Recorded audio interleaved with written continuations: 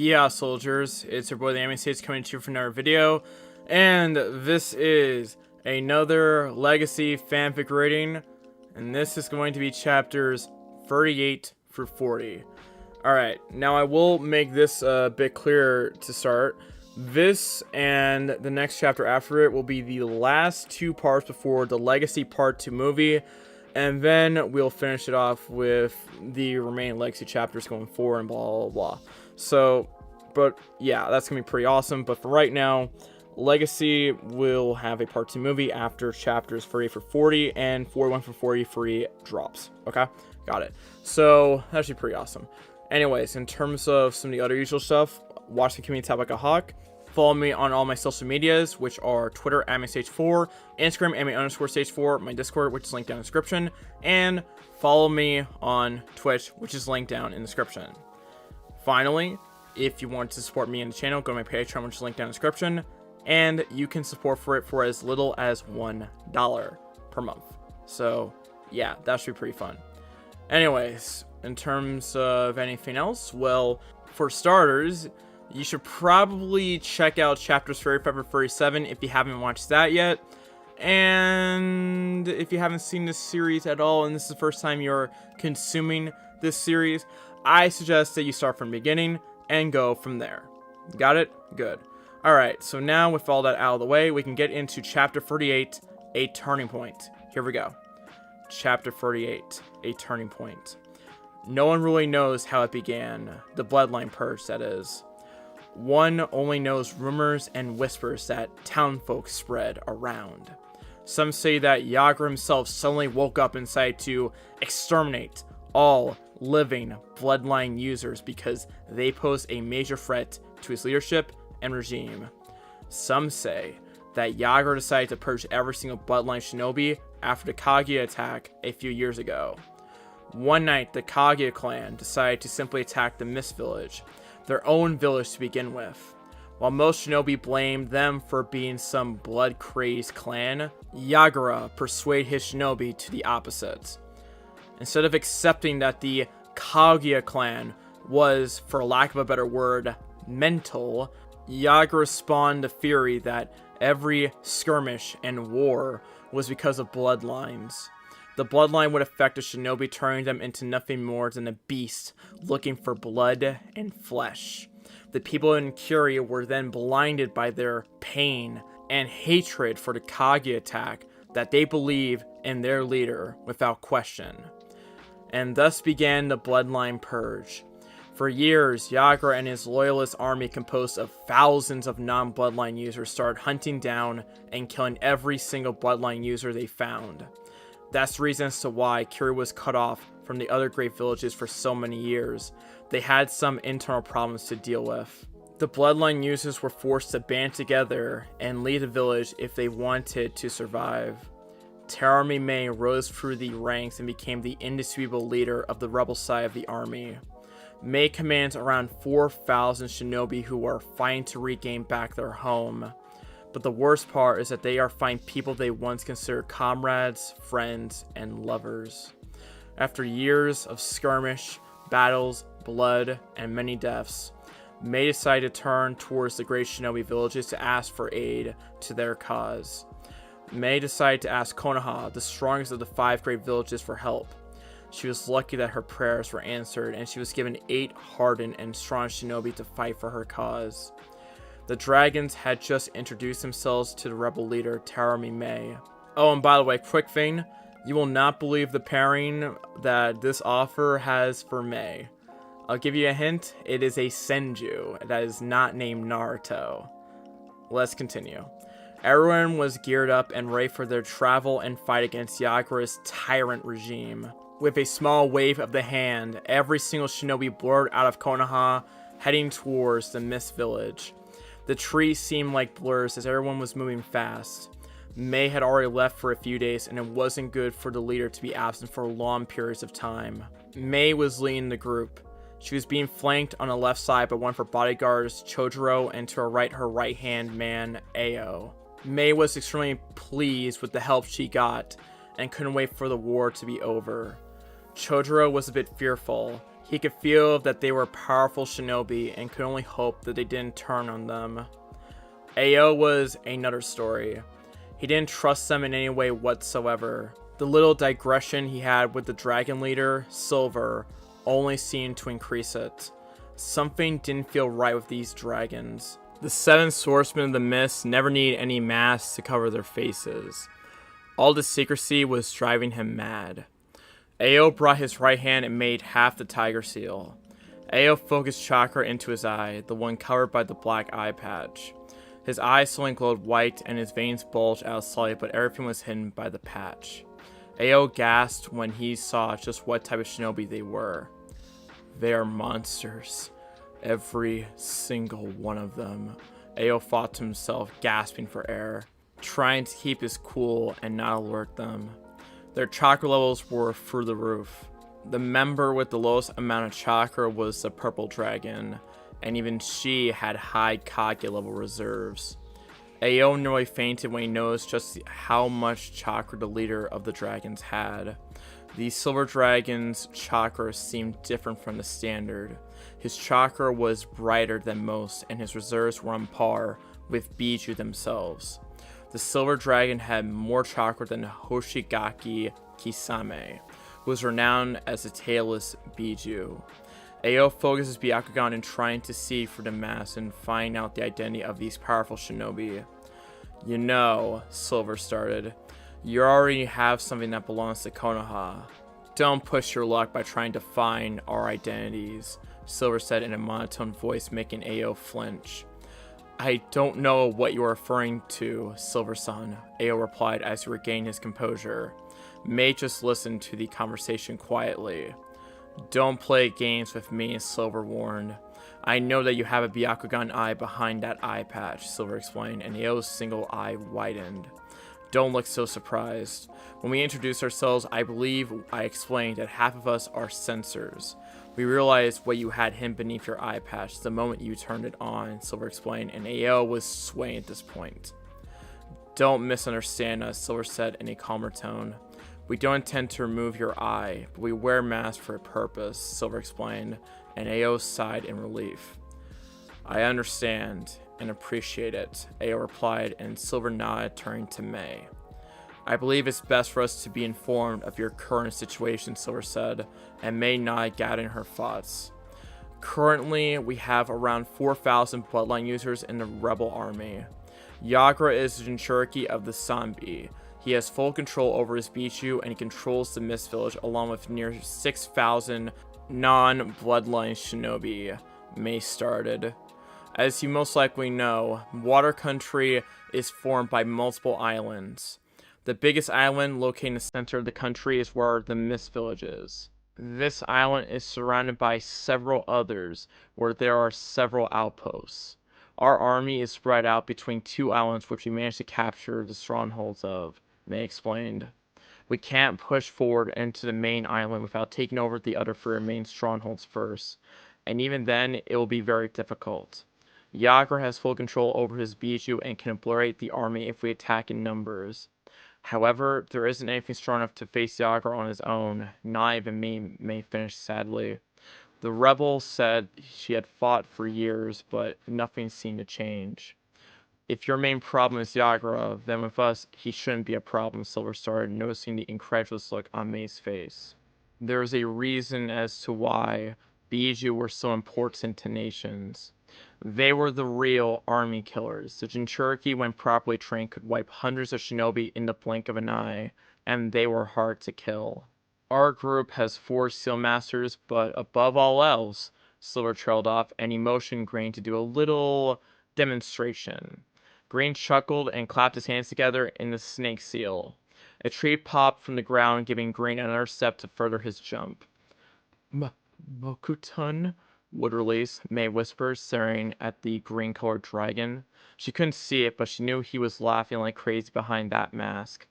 I thought only Senju Hashirama could use the Mokuton, May said, shocked by the events. Well, the green dragon can do it just as well as Hashirama could back in the day, Silver replied, chuckling to himself.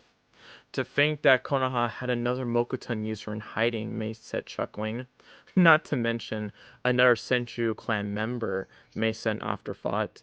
As you can see, the Senju clan is so strong and not some dying breed, Sora explained, chuckling, as he was also a member of the Senju clan. But May didn't know that. Hi, May replied, and everyone rushed even faster with renewed spirits. A few days later, Miss Country Border. Here we are, May said as they arrived near the border. The last few days of trials were uneventful. I advised some caution as we were about to enter the Mist Country and is still controlled by Yagura, May warned, and everyone nodded. I have a question, the Purple Dragon said, and May motioned her to go on. Why didn't the Water Daimyo intervene when this civil war started, Purple asked. I mean, he should know that a divided village could weaken the entire country. It's just by luck that the other nations were so weak from the First Shinobi War, or they might have considered conquering the Mist, Purple stated. It was of no use when we tried to talk to the daimyo, May sadly said. This all began when the Kaguya clan attacked.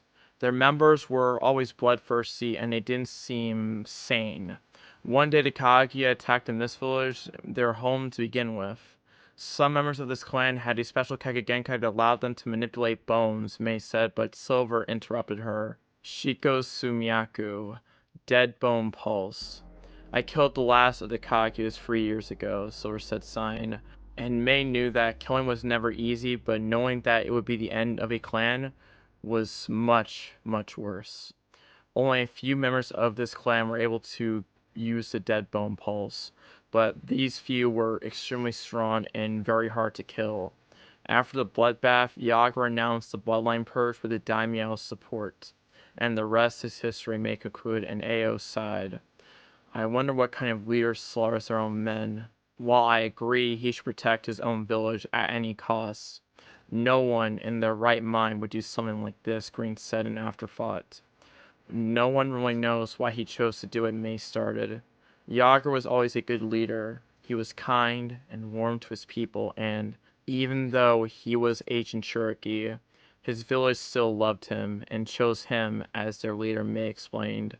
She as well couldn't understand how someone could change like this, but she guessed that pain can change a lot of things. Pain changes people, Silver said in a monotone voice.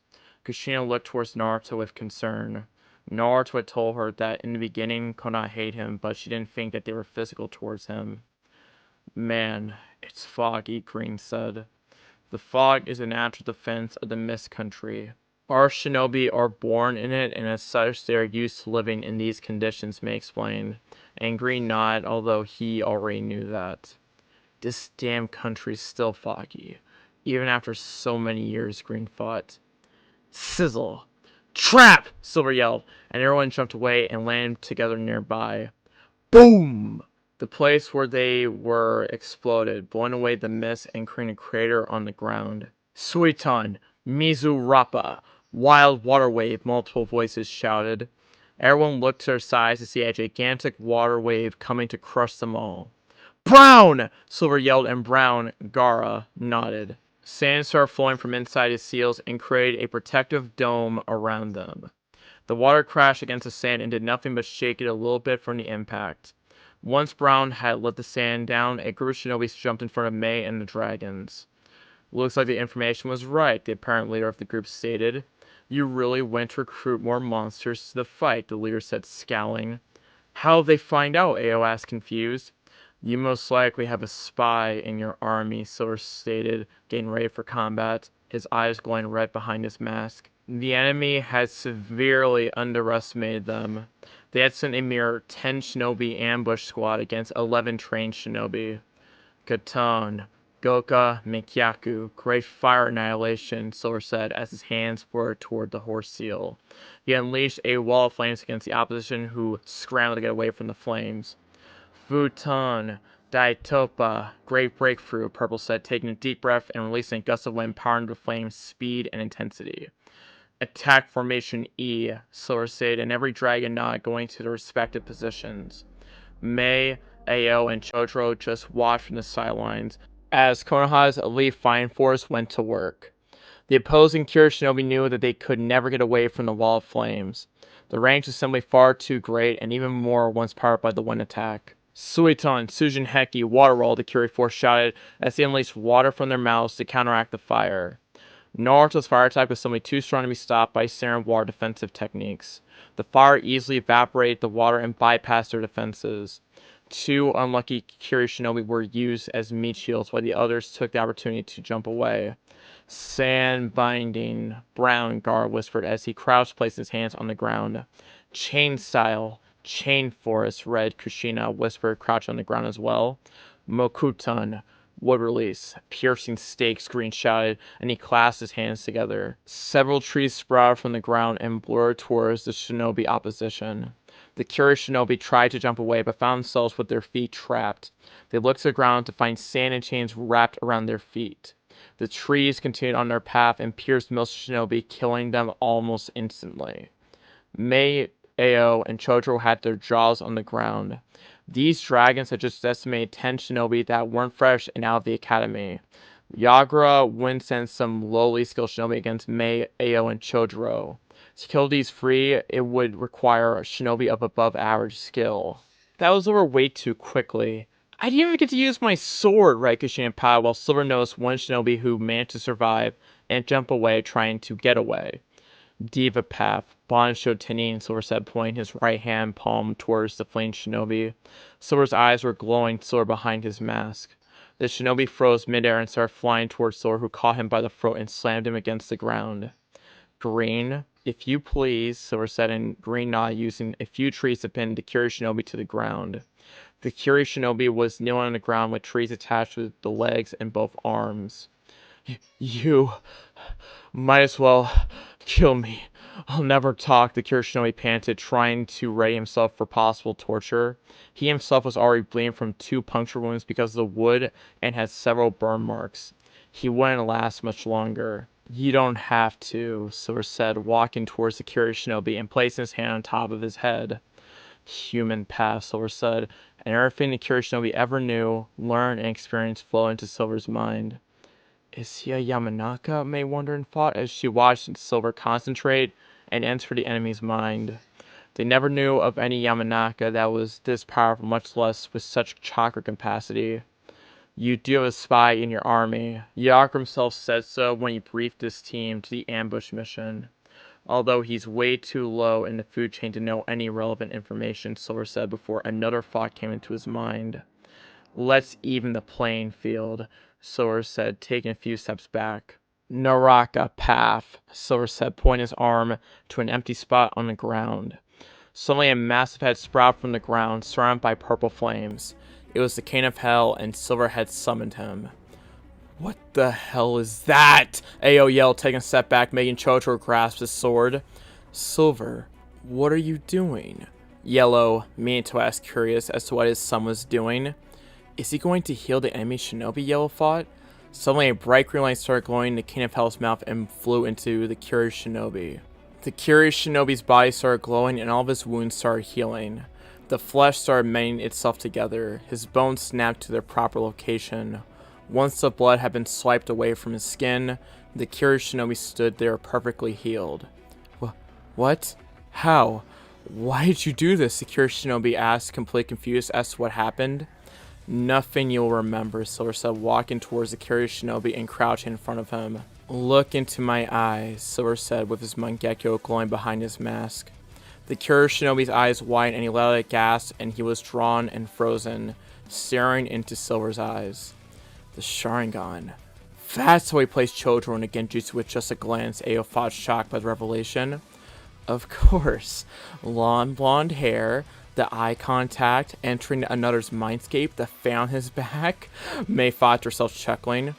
You're a loyal shinobi to Terami, Mei. You don't hate the bloodline users. You infiltrate Yagura's army as a spy under Mei's orders. Understood? Silver asked, and the curious shinobi simply nodded.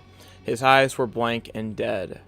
Kodo Matsukami, Silver said, completing his technique and making the curious shinobi blink slowly as his eyes regained their usual brown color.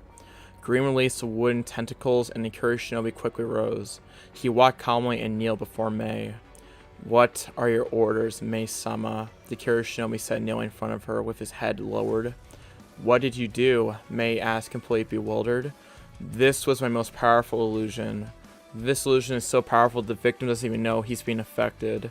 It allows me to enter my opponent's mind and manipulate them by giving them false experiences, make it seem as if they were doing things of their own free will. It is regarded as a genjutsu of the highest class due to the victim being entirely unaware that they are being manipulated, Silver explained, rising and May gulped. Though I can only apply it to weak-minded people. Shinobi with strong minds can try and fight it. To them, it would end as a clash of my mind against theirs, Silver explained. Everyone let out a sigh of relief. My shoujo, of course, was still shaking. You live up to your expectations, Senju, Naruto made himself in an amused tone, making everyone freeze except Naruto, who chuckled. How did you find out? Naruto asked as he removed his silver mask. Blood-red Sharingan eyes looking towards May. That Yamanaka-style jutsu did throw me off. When I heard you say look into my eyes and that fan on your back coupled with your blonde hair, made it hard to be mistaken, May explained. It lasted longer than I thought it would, Naruto said, chuckling, while the rest of the dragons shook their heads. Tsunade-sensei is going to be pissed, Purple Hinata thought. So, you are Uchiha Madara's grandson, Ao said, stepping forward and looking straight into Naruto's Sharingan eyes. Why does everyone instantly say my gramps' name? Naruto rhetorically asked. I mean, Senju Hashirama and my father Namikaze Minato were legends in their own right, Naruto stated. Yes, but Madara outshone them, Ao simply replied. I tamed the 9 bijus and formed a village system. I killed a battalion of shinobi with a single jutsu. Hashirama and Minato both fought, drawing circles on the ground while both redheads tried to comfort their husbands. What's your name? May asked towards the kneeling shinobi. Han replied. The ambush has failed since we had help from Konoha. You are to continue your spy work. Report every week or when you find pertinent news, May ordered. As you wish, May-sama, Han answered and quickly turned to leave and report to his leader, Yagura. They're smart enough to ambush us in the border, Blue stated. Yagura's no fool. Even he knows that he can't face Konoha as of right now, and ambushing us in the Fire Country territory could be a deadly mistake, May replied. Let's continue. We are close to our main base, May said, and everyone nodded. A few days later, during the last few days, everything changed in the Mist Country. Everyone in the rebel side was extremely pleased to see the help that Konoha had sent them. Senju Tsunade had even sent her own grandson, Senju Naruto, to help. Not the other dragons did nothing, but they needed a public face strong enough to boost the morale. And who better than a member of both the Senju and Uchiha clans? The rebels had come out on top of every single skirmish during the last few days. Due to Naruto, Yellow, and Blue's space-time techniques, they were able to be present everywhere. Every battalion was gifted with kunais, each one key to either Naruto, Yellow, or Blue. So, when the battalion was in trouble with their battlefront, they would throw the kunai into the middle of the enemy, and then several flashes later, and the skirmish was won. Coupling everything with Hinata's remarkable medical capabilities, the war had shifted with the rebels gaining the upper hand. Slowly but surely, the rebel side began pushing the loyalists back on all fronts. It was time to start conquering the 3 remaining strongholds so that they could start pushing towards the Mist Village itself. May and Ao were standing in the middle of a room with several cartographic maps planning the Resistance's next move. How was the approach looking? Naruto asked as he came into the room. Not good at all. These forts were built to last and withstand heavy siege, May said, sighing. I could just blow it up from a distance, Naruto said, and Ao looked at him like he grew a second head. What? Naruto asked rhetorically. I'm the Jinchuriki of the Kyuubi no Yoko. I can send a tail beast ball and blow the stronghold sky high, Naruto explained, and Ao's sweat dropped. I would like to have my village in one piece when we are done with this war, thank you very much, May said, and Naruto chuckled. Each stronghold is built to be both a prison and an impenetrable castle. The walls are of hard stone and the gates are made of chakra reinforced wood, May explained. Can't we just climb the walls, Naruto asked, but May shook her head. Due to this country's climate, those walls have small layers of water, making it very difficult to climb for ordinary shinobi. The chakra control required is very high. Besides, they have sensors on every tower 24 hours a day. They would spot us a mile away, May answered, nursing her head. Storming these strongholds was always a pain in the butt. They managed to get the last two by overwhelming them with numbers. How about we go from underneath with a few Doton users, Naruto asked, but Mei shook her head once again. Then I'll go in alone and open the gates from the inside, Naruto said as he memorized the terrain from the map using his Sharingan. I don't need to climb walls to enter the fort, Naruto said, and Mei raised an eyebrow. My space-time techniques are on a whole nother level. I can easily walk through walls and other barriers, Naruto explained, and to demonstrate he started sinking into the ground and reappeared behind Mei. Send yellow and purple to the other strongholds while I take the main one. They're the best at stealth and should be able to sneak in easily, Naruto explained, and Mei nodded. According to Han, Yagura is gathering the main army in the village.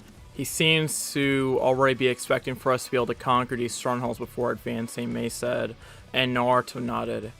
Let's gear up for the siege, Naruto said, and everyone left the room. Next day. Is everything ready, Naruto asked. Since she was the commander of the troops, it was her job to coordinate everything. The troops were ready to storm the stronghold once the gate is open. They are about 500 meters away from it, shrouded by the mist, Mei explained, and Naruto nodded. Yellow, purple, Naruto called out. Get ready, coordinate your siege of Ao and Chodoro, Naruto said, and they both nodded. Naruto then turned to the rest of the dragons. Red, green, and blue. You're with Ao's troops in storming Yellow's stronghold. Black and brown, you're with Chodoro's troops, Naruto ordered, and everyone nodded, walking away into their respective positions. Purple, Naruto called out, and she walked towards him. I'm delivering you the closest I can to the castle, Naruto said, and she nodded. Naruto discreetly handed her a three-pronged kunai. You be careful, alright, and call me if you need me, Naruto whispered in a gentle voice. Don't worry so much, Naruto-kun, Purple replied, taking the kunai and putting it in her pockets. Of course I worry, Naruto said, and grabbed Purple by the waist, flashing away.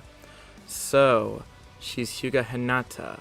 Interesting, Mei concluded to herself, once she caught a glimpse of the intimate moment between the purple dragon and Naruto. Just from that small glance, she could see that they were very close, and that Naruto held her safety above everything. Northern Stronghold. It was a very dark night. The many clouds that were there covered the whole sky, blocking the stars and the small light coming from the moon. Night was the ally of the shinobi. The shinobi were trained assassins. Sound was their enemy, the darkness their friend. The only thing visible were the torches on the stronghold and a pair of blood-red eyes glowing in the dark as they scanned the surroundings. Mei shivered as she looked towards Naruto. It was so dark that it was difficult to see much detail of anything coming from Naruto, but she could clearly see his eyes. Those blood-red eyes with three tomoes shining and swirling in the night. Those eyes that seemed to belong to demons. Those eyes were scanning everything as if looking for prey. Those eyes belonged to hunters. Naruto and Mei were staying just outside the stronghold with 1,000 shinobi behind them. They were about to siege the biggest and strongest of the 5 strongholds. This one was different from the others from the fact that it was not only bigger, but housed more shinobi inside. Unlike the others where the shinobi just took shifts, this stronghold actually housed living quarters and had full-time shinobi working and guarding it. The others must have already begun their attack. I'm moving into position, Naruto said, and Mei nodded. Naruto swirled away and Mei turned to her troops and let them know to get ready. Naruto reappeared outside the stronghold's walls. He leaned against the wall, being shrouded by the darkness and enveloped by the shadows of the night. One of the benefits of the Sharingan was night vision. Naruto could see at night just as he could see during the day. The fact that his vision was black and white with only chakra having color didn't seem to bother him much. Naruto did a quick head count and counted 10 sentries. 4 staying inside for tall towers overlooking the plains in front of them, while the remaining 6 guards were patrolling the walls. Naruto pondered what to do. Should he kill the sentries and then go for the gate, or simply bypass them all and open the gates without them even knowing? Naruto opted for the first. If he took the sentries and then opened the gates, the army would be able to approach the stronghold and enter it without being detected. Yagura's men wouldn't know what happened until the rebels were already inside the castle, and then it would be too late. Naruto quickly formed a mental plan. He swirled away and appeared in each tower just behind the enemies. Naruto covered the enemy's mouth with his hand. The enemy shinobi's eyes widened when he saw a black spear appear from Naruto's other hand, going for the neck. He quickly killed them, stabbing them in the throat so that they couldn't scream and alert anyone. With the main sentries gone, he made his way to kill the wall guards. Using the sentry tower as a vantage point, Naruto quickly scanned the inside of the stronghold. He was lucky. The only guards seemed to be at the towers and outer walls. Inside, everything was quiet, as most shinobi were most likely still sleeping and some few getting ready for a shift change. Naruto threw a single three-pronged kunai into the air and watched it sail through the air. As the kunai sailed, Naruto flashed towards the kunai and appeared in a yellow flash mid-air. The guards only saw a small glint as several shurikens came flying towards them, killing them swiftly. Naruto quickly disposed of the bodies by burying them using a small earth jutsu because otherwise using a fire jutsu could alert the enemy. Once the enemies had been dealt with, Naruto stealthily entered the inside houses of the stronghold. Naruto thanked the heavens for being a sensor, thus allowing him to find enemies more easily.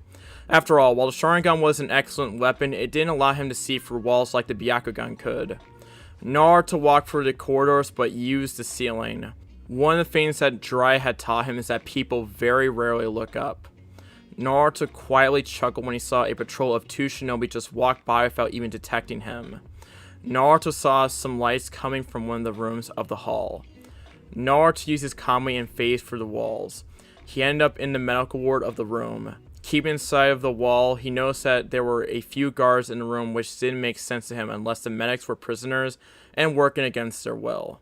Coupled that with a heavy atmosphere and a smell of fear, Naruto was certain of that. Naruto made a single shadow clone and positioned him behind the other guard, as Naruto wouldn't be able to take one out without the other one noticing it. Thump! Every medic inside the ward turned around to see both guards plummet to the ground. They were shocked to see a blonde man with Sharingan eyes standing in the middle of the room. Every medic took a step back, thinking they were about to suffer the same fate as the guards. "I can get you all out of here," Naruto said, looking at them. There are about 10 medics, all dressed in a standard white garb. "We are about to storm the stronghold, and in the midst of the fight, you might get killed," Naruto explained, and one medic took a step forward. "Thank you for saving us," the woman said. She had an apparent normal face with dark hair and pitch black eyes. "My name is Now," Now said, and Naruto nodded. Naruto created a shadow clone and gathered all of the medics in one small group. In a single flash of yellow, everyone had left. Naruto made a few shadow clones that hinged into the medics and the 2 guards to make sure that if someone appeared, they wouldn't suspect anything. Outside with Mei. Mei was startled by the sudden yellow flash that appeared right next to her. Mei turned to see the newcomer and noticed it was Naruto and what appeared to be 10 medics. They were prisoners being forced as their medics. "I'm just a clone that was sent to deliver them. Boss is almost at the gate," Naruto said, and Mei nodded as Naruto dispelled in smoke. "Show them to the medical stations," Mei ordered, and the medics were led towards the medical tents. No one ever noticed the small smirk on Nao's face and the glow of red with black markings appearing in her eyes. Back in the stronghold. Once Naruto had left the medical ward, he continued through the long corridor until he found the exit that led to the outer ring of the stronghold. Naruto looked forward and spotted the gate a bit far away. He contemplated what method he would use to open the gate, as it didn't seem particularly easy. The gate had heavy weights and it would require at least 3 people to open it. Mei was right when she said that the gate was reinforced with chakra, as Naruto could see small traces of it running through the wood. Naruto wanted to open the gate without making noise because it would make the rebels approach easier. "No other way," Naruto said as he strolled away and appeared near the gate. Naruto placed his hand on the wood and a large array started crawling from his hands and spread through the wood. By design, it was a Sarin explosive tag, but magnified a few times. Naruto finished the seal and pumped chakra to charge it up. Naruto swirled away to safety and braced himself. Naruto made a single hand seal and the gate started to glow. Boom! The gate exploded with the wooden doors being blasted away from the stronghold. Every single shinobi inside the stronghold was woken up from the sound of the explosion, and surely, moments later, a loud siren started echoing through the night. That was enough of a sign for Mei to order her troops to move forward. "Charge!" Mei yelled. As she yelled, and all of her troops suddenly jumped out of the mist and started running full speed towards the castle. Not even 5 seconds later, and the stronghold was being swarmed by 1,000 fully armed shinobi. Loud explosions and the sound of metal clashing was heard throughout all of the stronghold. Mei, Naruto said as he jumped from the walls and rendezvoused with Mei.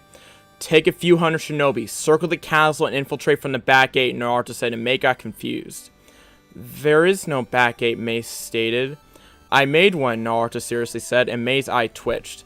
It's a small hole, you can fix it later, Naruto explained, and Mei sighed.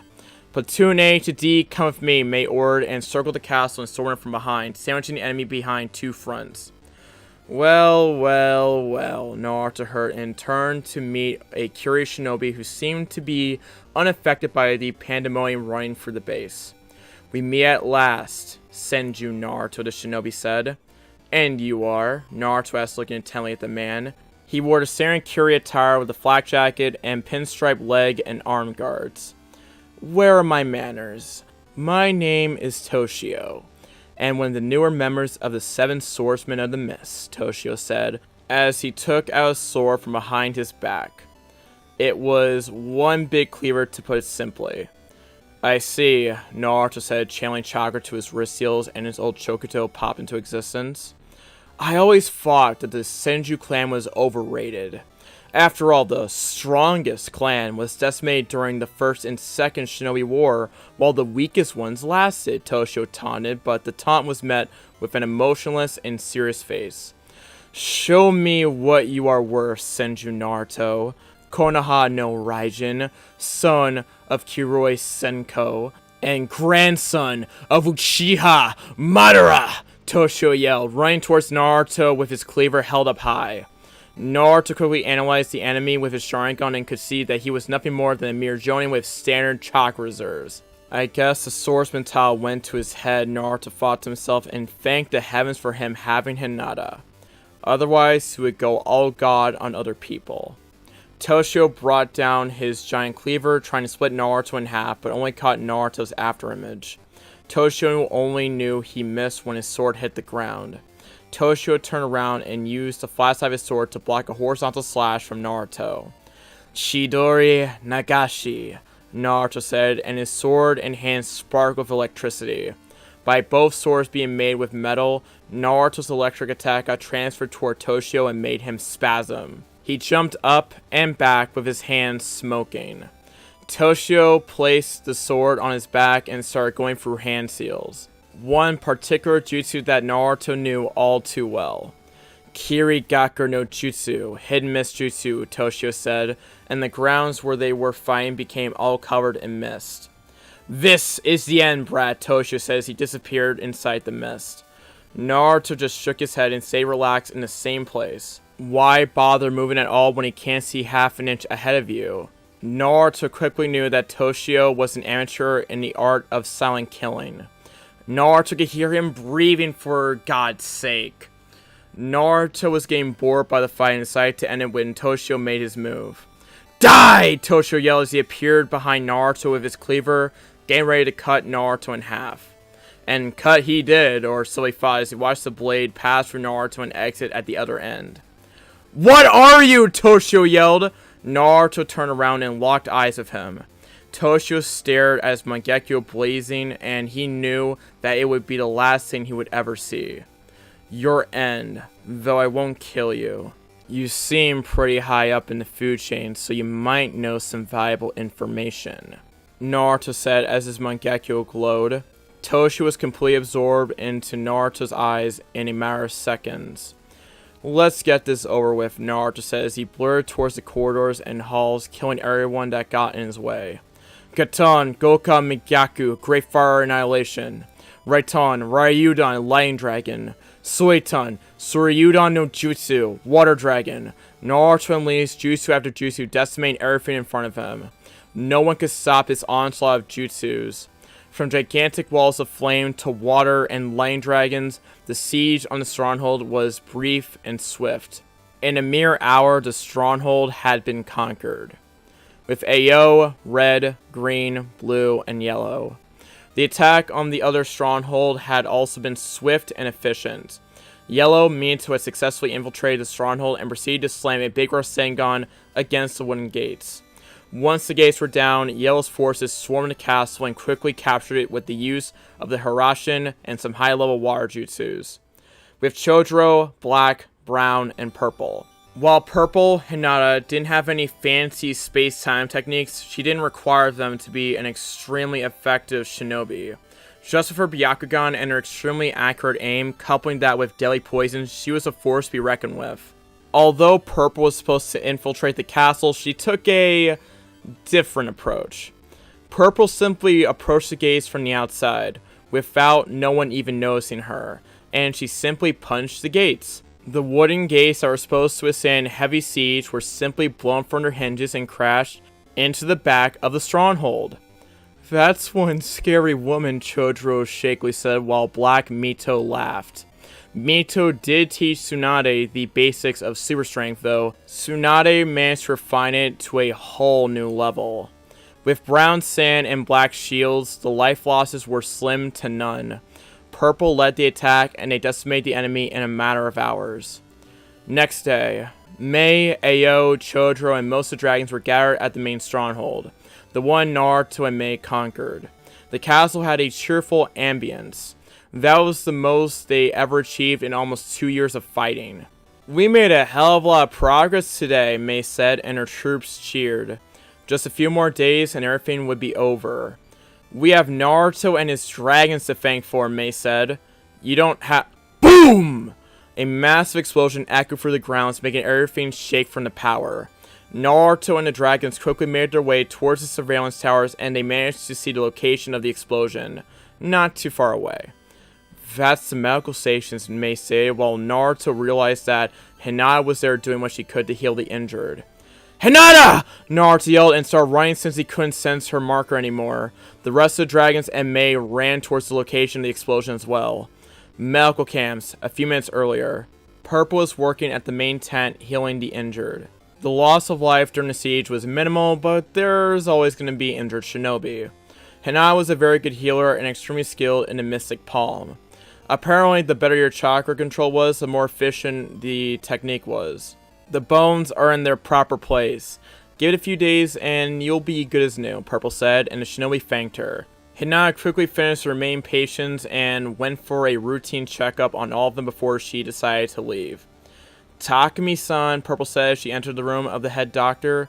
"I'm late," Purple was saying, but stopped when she saw Takumi's body on the ground in a pool of his own blood. Purple quickly rushed to him, only to find out he was assassinated if his slit throat was anything to go by. Hinata activated her Byakugan just in time to see a hail of kunais and shurikens being thrown at her. "Kaiten," Purple said, and started spinning a blue dome of chakra, blocking every single projectile that was thrown at her. "Would you look at that?" Now rhetorically asked as she jumped down from her hiding spot, laying in front of Purple, smirking. "I get to kill a Hyuga," Now said, grinning. "Now, why are you—" Hinata was about to ask what was going on when she looked to Nao's eyes. They were blood red with 3 black tomoes. "Sharingan? How is that possible?" Purple whispered with her mind running a mile per second. "You can't be an Uchiha. It is not possible. The only remaining Uchihas are Naruto, Sasuke, and that Toby fellow," Purple explained, not mentioning Minato's name. "I don't know anything about that," Now said, chuckling, as her Sharingan started spinning, gaining a completely new appearance. What was once a Saren Sharingan now looked like a vortex, and given the fact that the Sharingan was spinning, it gave the effect of drawing purple to her eyes. "A Mangekyo," Purple said as she broke the trance from looking at her eyes. "Yes, dear, an eternal Mangekyo Sharingan. You stand no chance," Now said as she smirked. Now blurred through hand seals and took a deep breath. "Katan, Gogyaku no Jutsu, great fireball technique," Now said, and released a fireball towards Purple. Purple jumped away to avoid, and the whole medical tent went up in flames, making it nothing more than a battlefield. "Suiton, Sujin Heki, water wall," Purple said midair, and released a small water wall to block the flames that decimated the tent. "Suiton, Suryudan no Jutsu, water dragon," Purple said as she used the water she expelled from her mouth and formed a water dragon. The dragon rocketed towards Now, but it was countered by a fire dragon that nullified her attack. "You're not bad for a medic," Now taunted as the steam began to spread, lessening its thickness. Purple dashed towards Now, who smirked and got ready to face the Hyuga in battle. While Now knew that you should never face the Hyuga in Taijutsu, she was an Uchiha. Purple and Now met halfway and began exchanging multiple punches and kicks. They were just trying to get a feel for each other. "Let's up this, shall we?" Now says. Her eyes began to glow. Hinata had no choice but to disable her Byakugan. If Hinata had her Byakugan active, there was no way she could avert from looking at the Sharingan. "Amaterasu," Now said, and Hinata erupted in black flames. Now smirked, but quickly dropped it when Hinata burst into water. "Suten Kyaku, Heavenly Foot of Pain," Purple said, as she came down from the sky with her leg raised, ready to strike.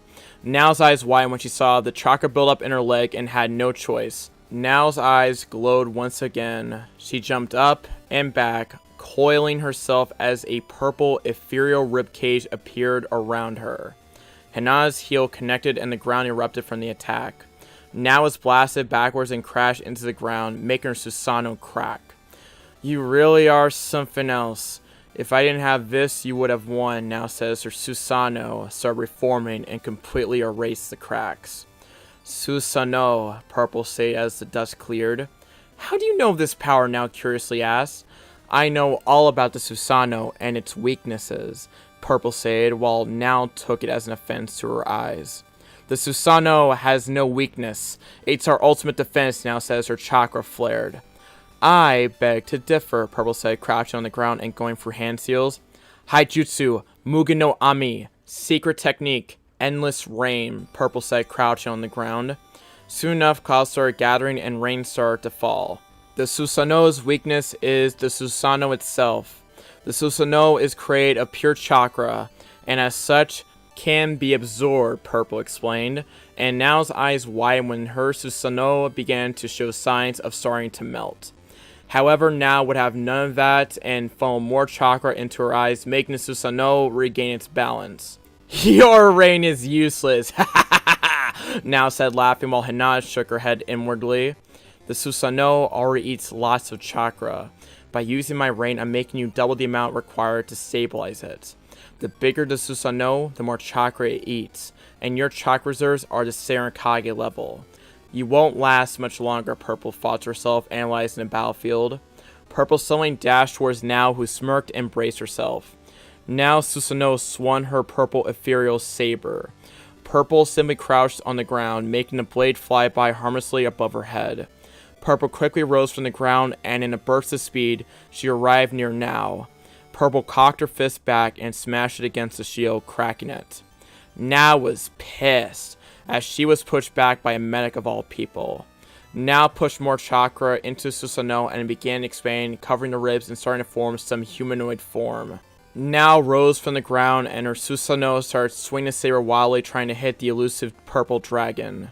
"Suiton!" Purple started going for hand seals, but was stopped by a burst of black flames right on top of her mask. Purple quickly stopped channeling chakra into her mask and fell to the ground, revealing the face of one Hyuga Hinata. "So I was fine, Hyuga Hinata. Now it all makes sense," Now said, shaking her head. "No other Hyuga could give me the headache you are giving me," Now said, getting ready to strike once again. While she's using the Susanoo, she's restrained to only using that saber, Hinata thought, crouching and absorbing the chakra she stole from Nao's Susanoo. "Dokugiri, poison mist," Hinata said, and took a deep breath and released a cloud of purple-looking smoke into the area. "Shit," Now said, cursing her luck and taking a deep breath. Now began swinging the sword wildly, trying to get rid of the damn poison mist. "Suiton, Teppodama, Water Bullet, Shuriken Kagebushi no Jutsu, Shuriken Shadow Clone," Hinata shouted from multiple directions. Hundreds of water bullets and shurikens rained down on Nao's Susanoo, who buckled from the pressure. Nao was pushing more and more chakra into her shield, trying to sustain it to block all the incoming projectiles. Hinata appeared right in front of Nao and smashed her fist into her Susanoo, making visible cracks appear on the shell. Nao was thrown backwards and crashed onto the ground. Nao coughed and held her head in pain as she saw Hinata coming down from the sky once again. "Sutenkyaku, Heavenly Foot of Pain," Hinata said, and smashed her heel into Nao's Susanoo, cracking everything and making a huge crater appear. Hinata jumped back and crouched on the ground, taking a few deep breaths. "You bitch, now said, appearing from the dust cloud, nursing her bleeding arm, also taking a few deep breaths. Now locked eyes with Hinata and said, petrifying gaze.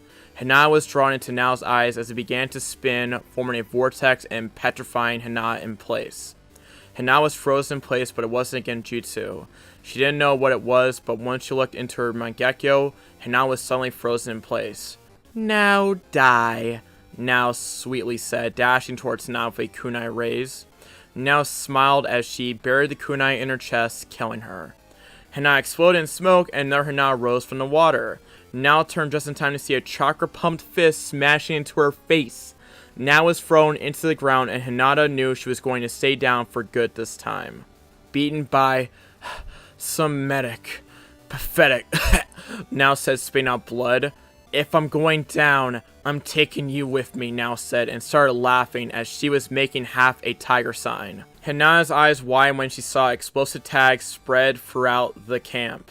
Apparently, Nao's primary objective was the destruction of the medical camp. Die! Nao yelled, and Hinata crouched on the ground and started spinning. Suiton, Kaiten, Hinata said. Hinata was enveloped in a blue domed chakra with water spinning around her as well. Hinata tried to make her Kaiten as flat as possible so that she could better dissipate the energy of the explosion. Boom! The whole area exploded and became covered in flames. Hinata held on during the explosion, keeping her rotation up as far as she could. Hinata was forced to drop the rotation mid-spin and was blasted away, although not taking a full damage from the explosion. The flames swept the sky due to the magnitude of the explosion.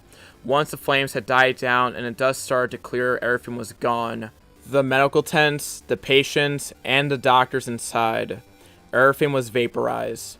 Hinata rose from the ground, and she was a complete mess. She had light burns around her arms and hands, her clothes were singed, and half her chestplate armor was destroyed. Hinata sat on the ground, taking deep breaths, and tried to fight off unconsciousness when she saw a blonde blur. She smiled, knowing very well who that blur was. It was her knight in shining armor. Well, not shine per se, but it was close enough. Naruto-kun, Hinata said, closing her eyes and embracing unconsciousness. And that is the end of chapter 38. Well, that was a bit of a interesting chapter, especially with the introduction of another Uchiha. Especially since we know that the Uchiha are alive and well in this fanfic. Alright, we're going to move on to chapter 39, called God of War. Here we go. Chapter 39, God of War. Previously, on Legacy Ball Z. Hinata sat on the ground, taking deep breaths, trying to fight off unconsciousness when she saw a blonde blur. She smiled, knowing very well who that blonde blur was. It was her knight in shining armor. Well, not shine per se, but it was close enough. Naruto-kun, Hinata said, closing her eyes and embracing unconsciousness. Now, on Legacy Ball Z. Naruto almost stumbled as he got to the medical station. Even to his trained blue eyes, the surroundings were nothing but a blur as he was racing towards the site of the explosion. The others tried their best to catch up to him, but only the dragons and Mei could keep up with him, and even then, they were strained to do so. Naruto arrived at the medical station and saw nothing but fire. The medical tents were decimated and only a large crater and fire could be seen. Naruto's heart was racing as he scanned his surroundings trying to find Hinata. Naruto knew she was here and most likely got caught in the blast. Hinata! Naruto yelled but got no reply. He looked around trying to find any sign of life. Kit, Kurama called out from inside his mind. I can sense her. A few mirrors to the east. She's not alone, Kurama said, and Naruto disappeared again. Naruto arrived at the location Kurama had said and found Hinata leaning against a rock. She was unconscious. That Naruto could see from far away. In a flash, Naruto was by her side, and just in time to block an array of shurikens that were coming for her. Naruto blocked all the shuriken and looked towards where they came from, only to notice a shinobi Shunshin away. It was only a glimpse, but Naruto could see that she was female, and she was that medic now, who he had saved from when he infiltrated the northern stronghold. Naruto took Hinata in his arms and gently laid her on the ground. Naruto bent down, placing his head on her chest, and sighed in relief when he heard a strong heartbeat. His eyes were flashing red with black slits as he unintentionally pulled Kurama's power. He was pissed, alright. In a flash of hand seals and a poof of smoke, Kagura was in the human realm. "You summoned me, Naruto?" Kagura asked, but didn't wait for a reply when she saw the devastation around her and Naruto's mate on the ground. Kagura's cells immediately started glowing and scanning Hinata's body. "She's lucky to have survived this blast," Kagura said, but Naruto didn't reply. He just looked at Hinata. "She has a few broken ribs, internal bleeding, and a concussion, most likely from the explosion, and getting blasted towards this rock," Kagura explained, and Naruto nodded, his eyes flashing silver. "Naraka path," Naruto said, and the Kanafel appeared just a few inches away from him.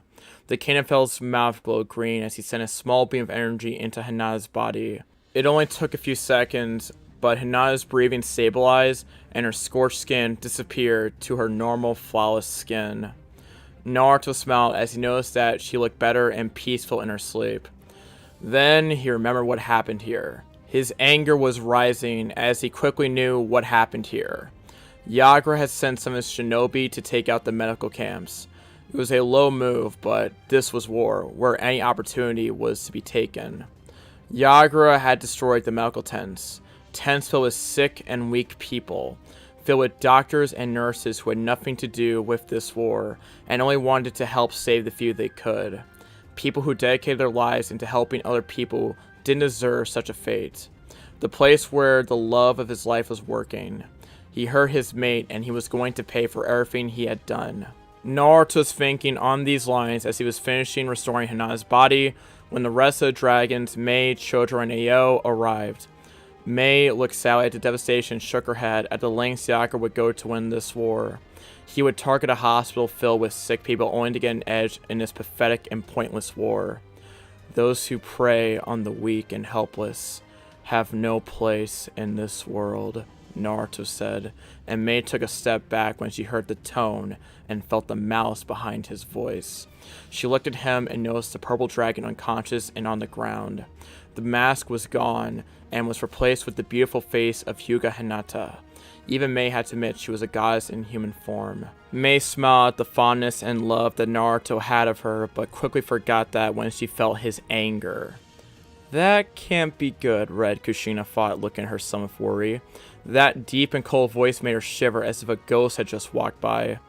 "Those ants dare to try and kill my Hinata," Naruto said darkly, and all of the dragons were looking at him with weary faces. Naruto was always an easygoing guy, friendly, and highly protective of everyone he cared about. Naruto tended to avoid confrontations when he could, although there was one golden rule: don't hurt anyone he cares about, much less Hinata. The dragons knew that they had no chance of defeating Naruto, much less when he was pissed and fighting for real. "I'll slaughter them." Naruto roared in absolute rage with his chakra levels rapidly escalating.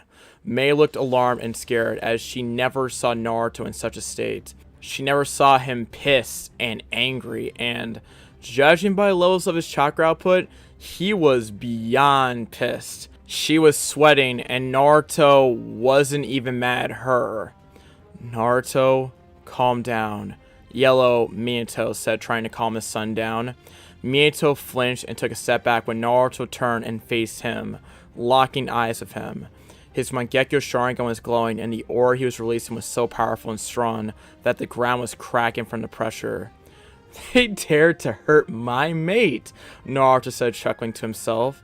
Ao was gulping and taking a few steps away from that monster. Chojo was shaking like a wild leaf. "I will show them my power. The power of Senju Naruto. I'm going to show them what happens when you anger a god," Naruto said in a dark voice, and in a flash of yellow he was gone. It took them all a few minutes to recover from what happened. "What the hell happened to him?" Mei asked, gulping, as her breathing returned to normal.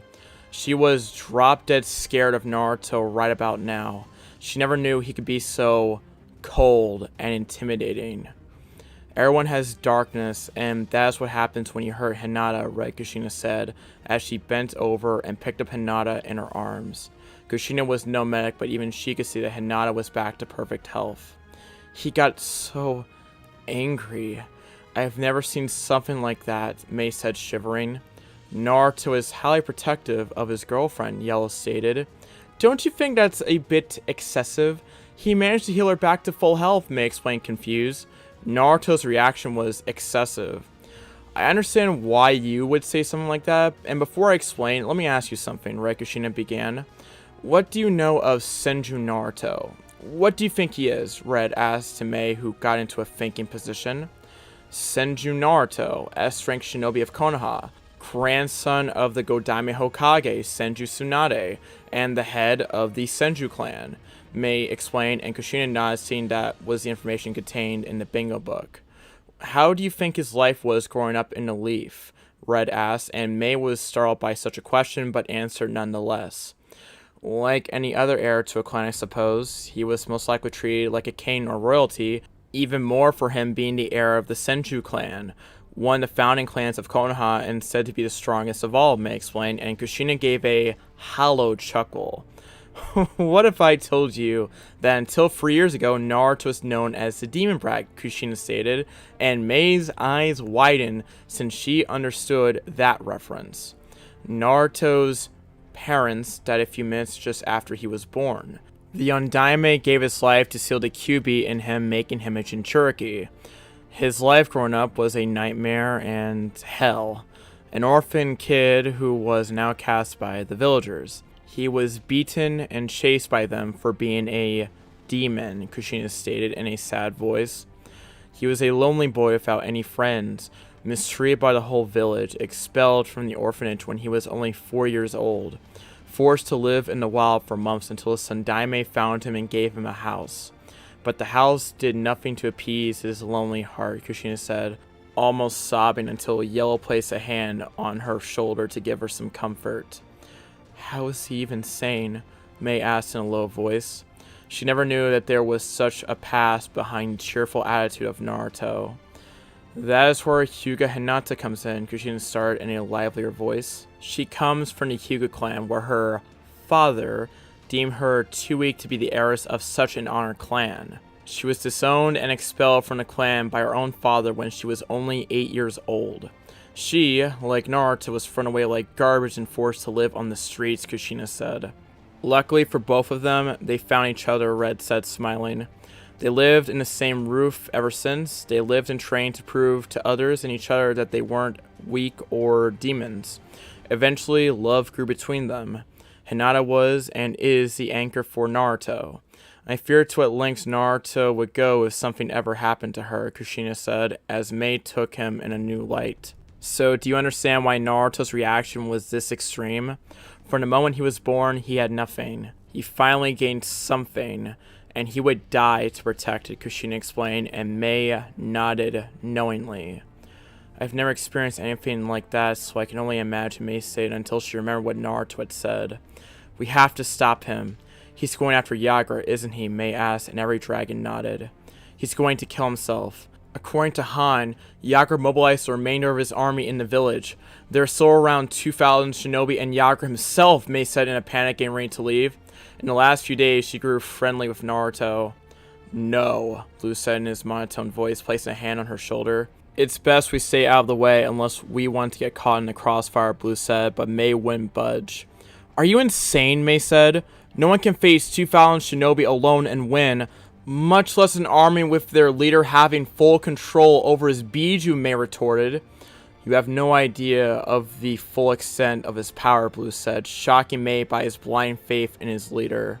By tomorrow, Kirigaku will be ours, Blue said, and left Mei stunned in place.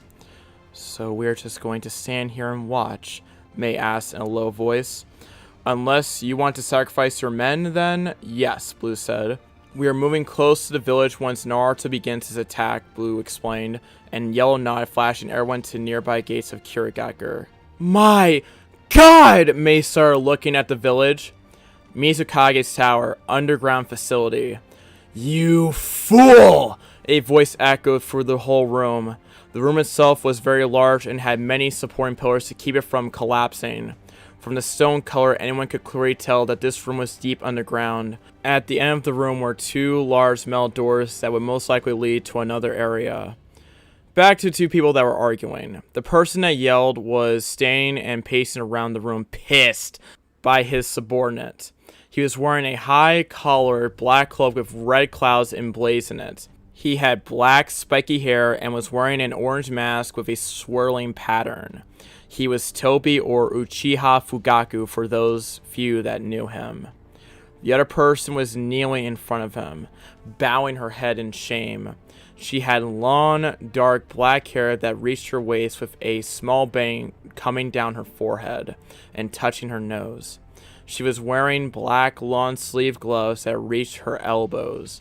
She had a light black, high-collared jacket with mesh shirt underneath and black shorts.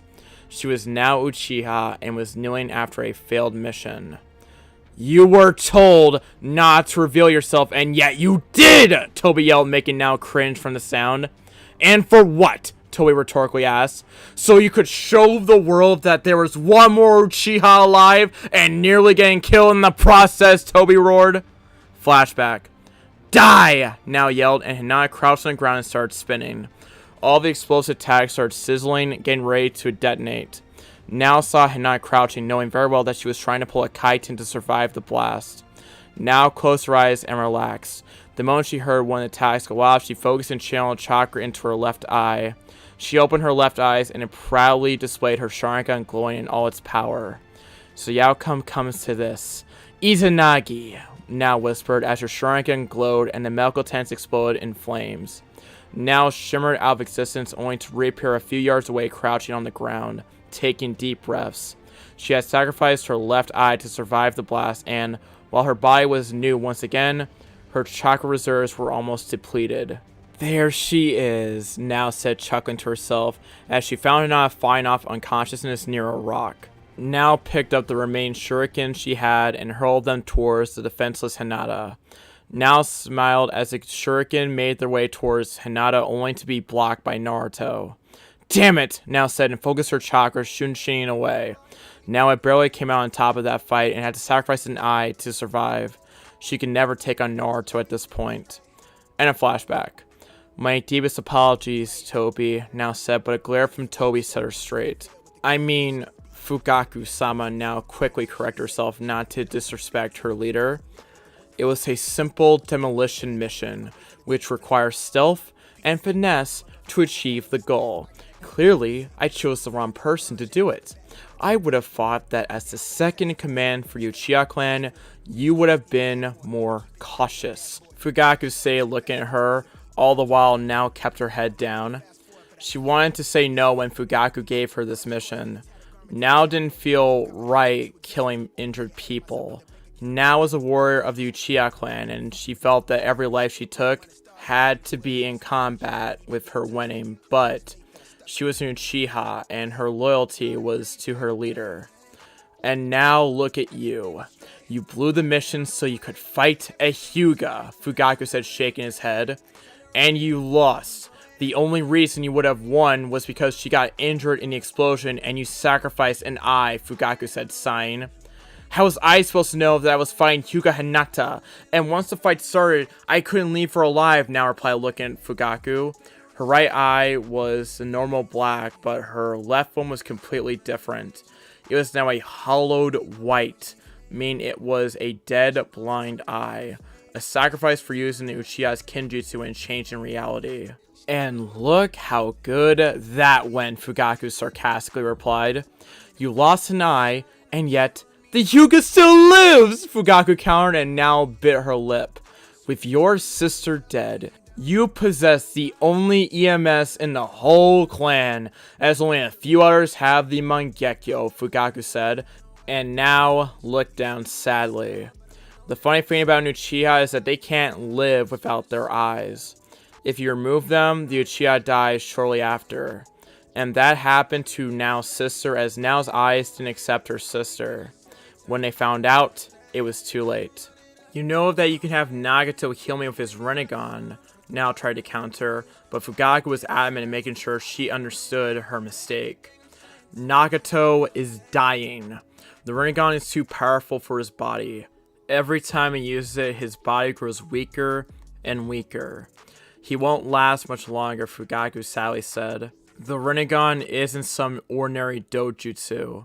Even with the Uzumaki vitality, those eyes are too powerful for him to wield, Fugaku said, releasing a deep breath.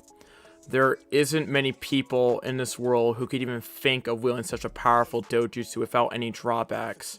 Only someone who has both Uchiha and Senju blood can wield it without any drawbacks, Fugaku explained. If you place those eyes on any Uchiha, they would die the moment they use them. Due to their bodies, the Senju and Uzumaki can wield them, but that is only partially and temporarily, until their body succumbs.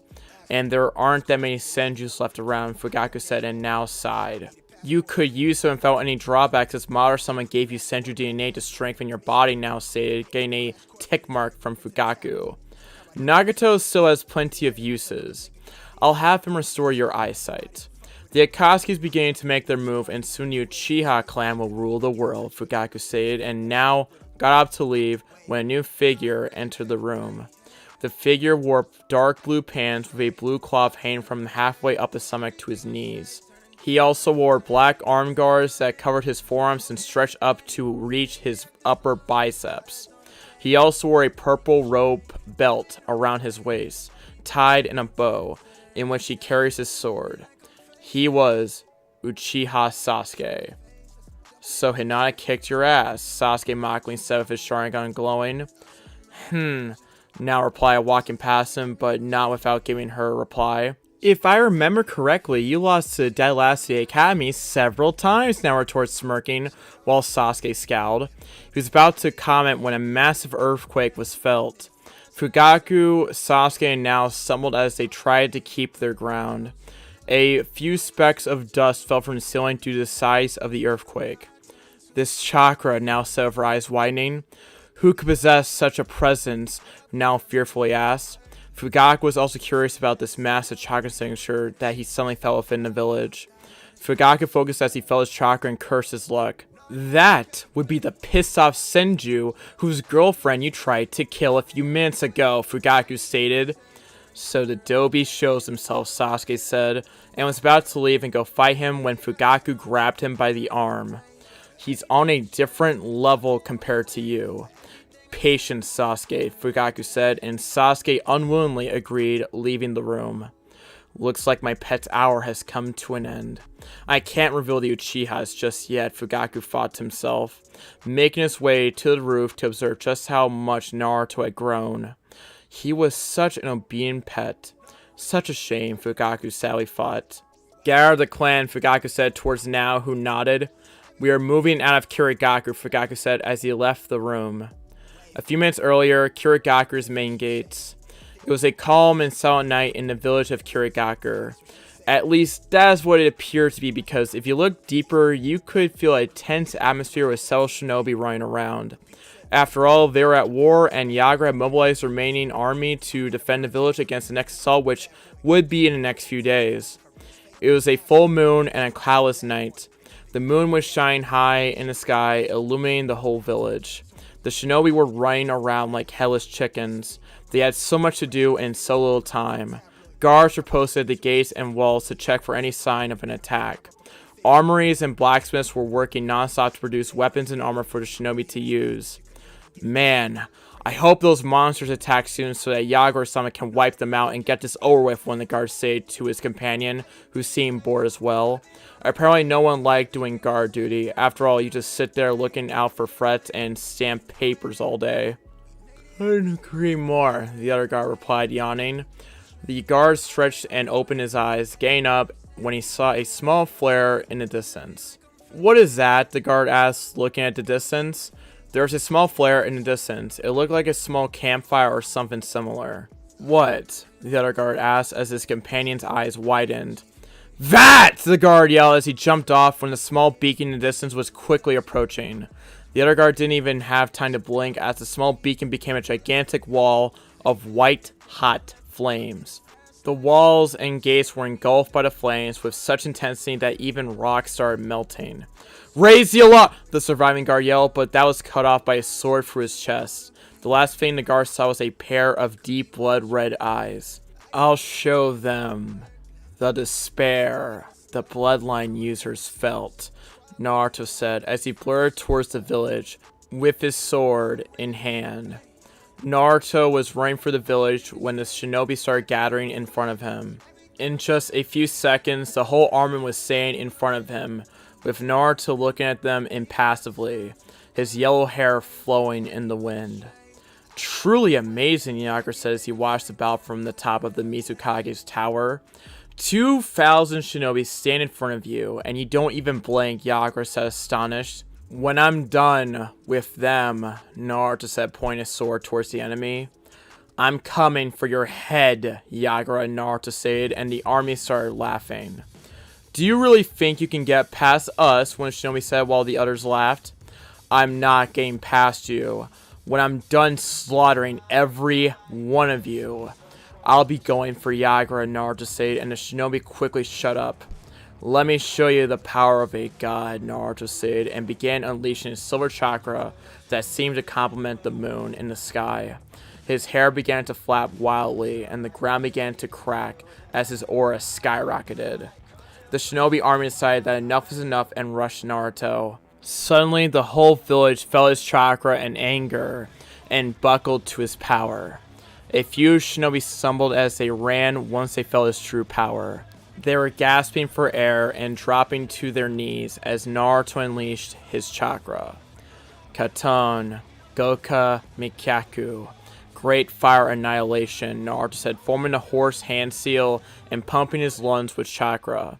A colossal wall of flames erupted from his mouth and rocketed towards the shinobi army, scorching the ground and destroying everything in its path. The shinobi army's eyes widened at the sheer magnitude of the jutsu. Water users quickly rushed to the front lines to try and mount some kind of defense. Suiton, Sujin Haki, water wall! Dozens of shinobi shouted, releasing water from their mouths to stop the onslaught of the flames. The water collided with the fire and was enough to stop it in its tracks. Once the clash was over, a big steam cloud washed over the battlefield from the jutsu clash. Naruto smiled as his sword sparkled with electricity, and he rushed head-on against an army of 2,000 shinobi. There was no other word for it except slaughter. These weak shinobi posed no threat against Naruto. Naruto ducked under one punch and kicked another shinobi, blasting away from the power of the strike. Left and right, shinobi were getting tossed aside like ragdolls. There was no stopping him. They could barely track Naruto, and once they got close to him, it would be over. The fact that it was night, coupled with the steam cloud, made it worse for shinobi, who were dropping like flies. Futon, Daitopa, great breakthrough, a shinobi shouted, and sent a gust of wind that sent Naruto flying back, but he quickly flipped midair and landed gracefully on the ground. Naruto's eyes glowed as he made a single tiger hand seal.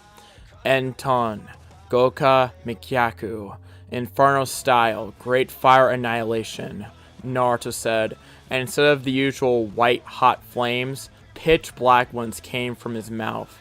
But unlike the other ones, there was no stopping this attack. Blocking his attack wasn't an option, as the army soon discovered when a black wave clashed with a water shield and easily evaporated. Black flames spread through the battlefield, decimating a chunk of the army as the others scrambled. The army watched in fear as the black flames descended upon them. They ran out of the way, but any amount of contact and it was all over. They screamed and rolled on the ground, trying to put out the black flames. Once the unlucky ones had been dealt with, the army retook their positions, and all the while, they were watching the black flames burning on the side. Now they understood who they angered and who they were facing. The heat air went to the sky and started forming clouds, and rain started to fall. Soon enough, thunders could be heard, illuminating the whole sky with their power. Due to the clouds and being night, darkness covered the whole village.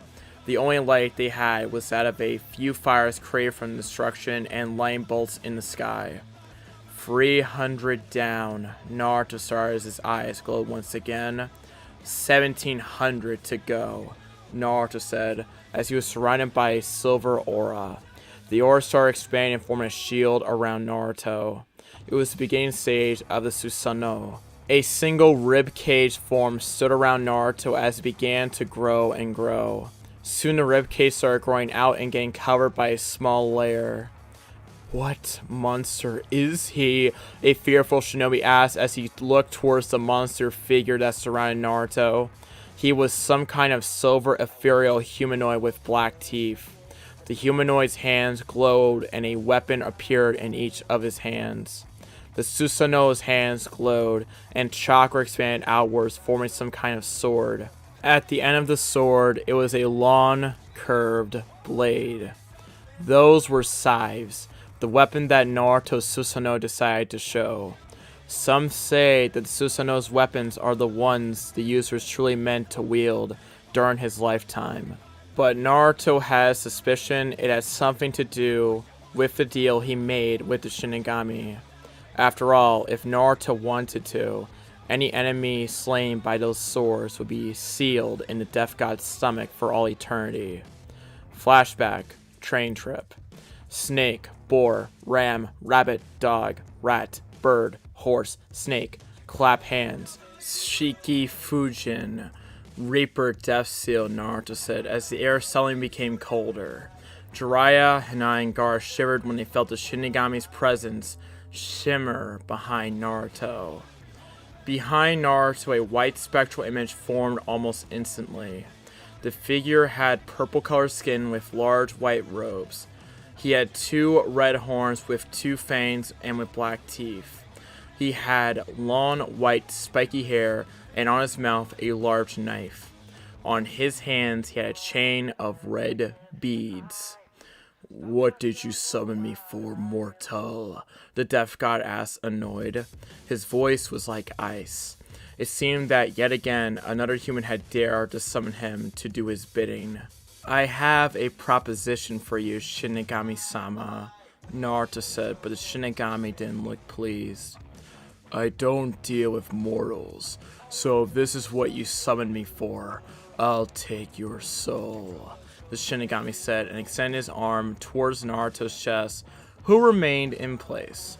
The Shinigami's hands grasped Naruto's soul tightly and pulled and pulled. The Shinigami's eyes widened when he couldn't remove his soul. "I'm no ordinary mortal," Naruto said with his Rinnegan blazing, staring the Death God in the face. "You dare defy me, human. I'll have your soul destroyed," the Shinigami roared, and Hinata, Jiraiya, and Gaara just scrambled away from his fury. Jiraiya just watched how Naruto stood in front of the Death God himself, fearless. "You and I both know that destroying a soul is impossible. They are like the Bijus. They are made of pure energy and that can't be destroyed, only sealed away," Naruto said, much to the anger of the Shinigami. "How about you hear my offer?" Naruto asked, and the Shinigami unwillingly accepted. "What can you offer me, immortal?" the Shinigami asked, intrigued by this human. Even though he possessed the eyes of the gods, he should be able to remove his soul without even trying. "A way to stop mortals from summoning you," Naruto said, and the Shinigami grew curious. "Speak," the Shinigami said and motioned for Naruto to go on. "Currently, there are 3 people alive that can summon you. In exchange for allowing me to take the single soul you possess, and me alone the ability to summon you, I'll make sure no one ever learns how to summon you, and I'll destroy the Uzumaki clan's Death Reaper mask," Naruto stated. "I see," the Shinigami replied and fought. This mortal did raise some good points. In a simple exchange of giving him the single soul he possessed, he could refrain from humans ever summoning him again, with the exception of this mortal. "We have a deal. Once the mask is destroyed, summon me and I'll allow you to take the soul I have," the Shinigami said, and Naruto smiled and bowed his head. "However, betray me and make sure your soul will never enter the pure world," the Shinigami said and left. "Now to destroy this mask once and for all," Naruto said, and with a glance, the mask erupted in black flames until it was nothing more than ashes flying in the wind. And a flashback. The Kirigakure army was looking at the monstrosity in front of them. With the silver color and those scythes, Every single shinobi felt as if they were staring at death himself that came down to judge them all. Every single shinobi felt a shiver crawl up their spine as Naruto's chakra spiked and he began his onslaught. Katon, Gokyaku no Jutsu, Great Fireball Technique, Suiton, Suryudan no Jutsu, Water Dragon, Suiton, Dabakufu no Jutsu, Waterfall Vortex. The Kurigaku shinobi threw jutsu after jutsu at Naruto in an effort to stop him, but they couldn't. There was no stopping his Susanoo. That was his ultimate defense and his greatest weapon. With a single stroke of his size, the ground cracked and dozens of shinobi were blasted back and killed. From inside the Susanoo, Naruto felt the usage of demon chakra. He looked up to see Yagura in his version 2 cloak charging up. Bijudama, Tail Beast Ball, Yagura said, and sent a Biju-powered Beast Ball towards Naruto in an effort to vanquish him for good. Naruto smiled as the ball approached and he swung his scythe. With a single stroke, the Tail Beast Ball was split in half and detonated prematurely. The ball exploded just before it hit Naruto's Susanoo, causing further deaths in Yagura's army. So the turtle came out to play, Naruto said as he watched Yagura fully transform into his full beast. Yagura completely transformed into his Biju, the Sanbi, and stood behind his army backing them up. Ready, Kurama? Naruto asked his own Biju, who smirked in return. Kuchiyos no Jutsu, Kyubi no Yoko, summoning technique, Nine-Tailed Fox Demon, Naruto said and slammed his hand on the ground. There was a large poof of smoke, and a big shockwave that blasted most of the shinobi back.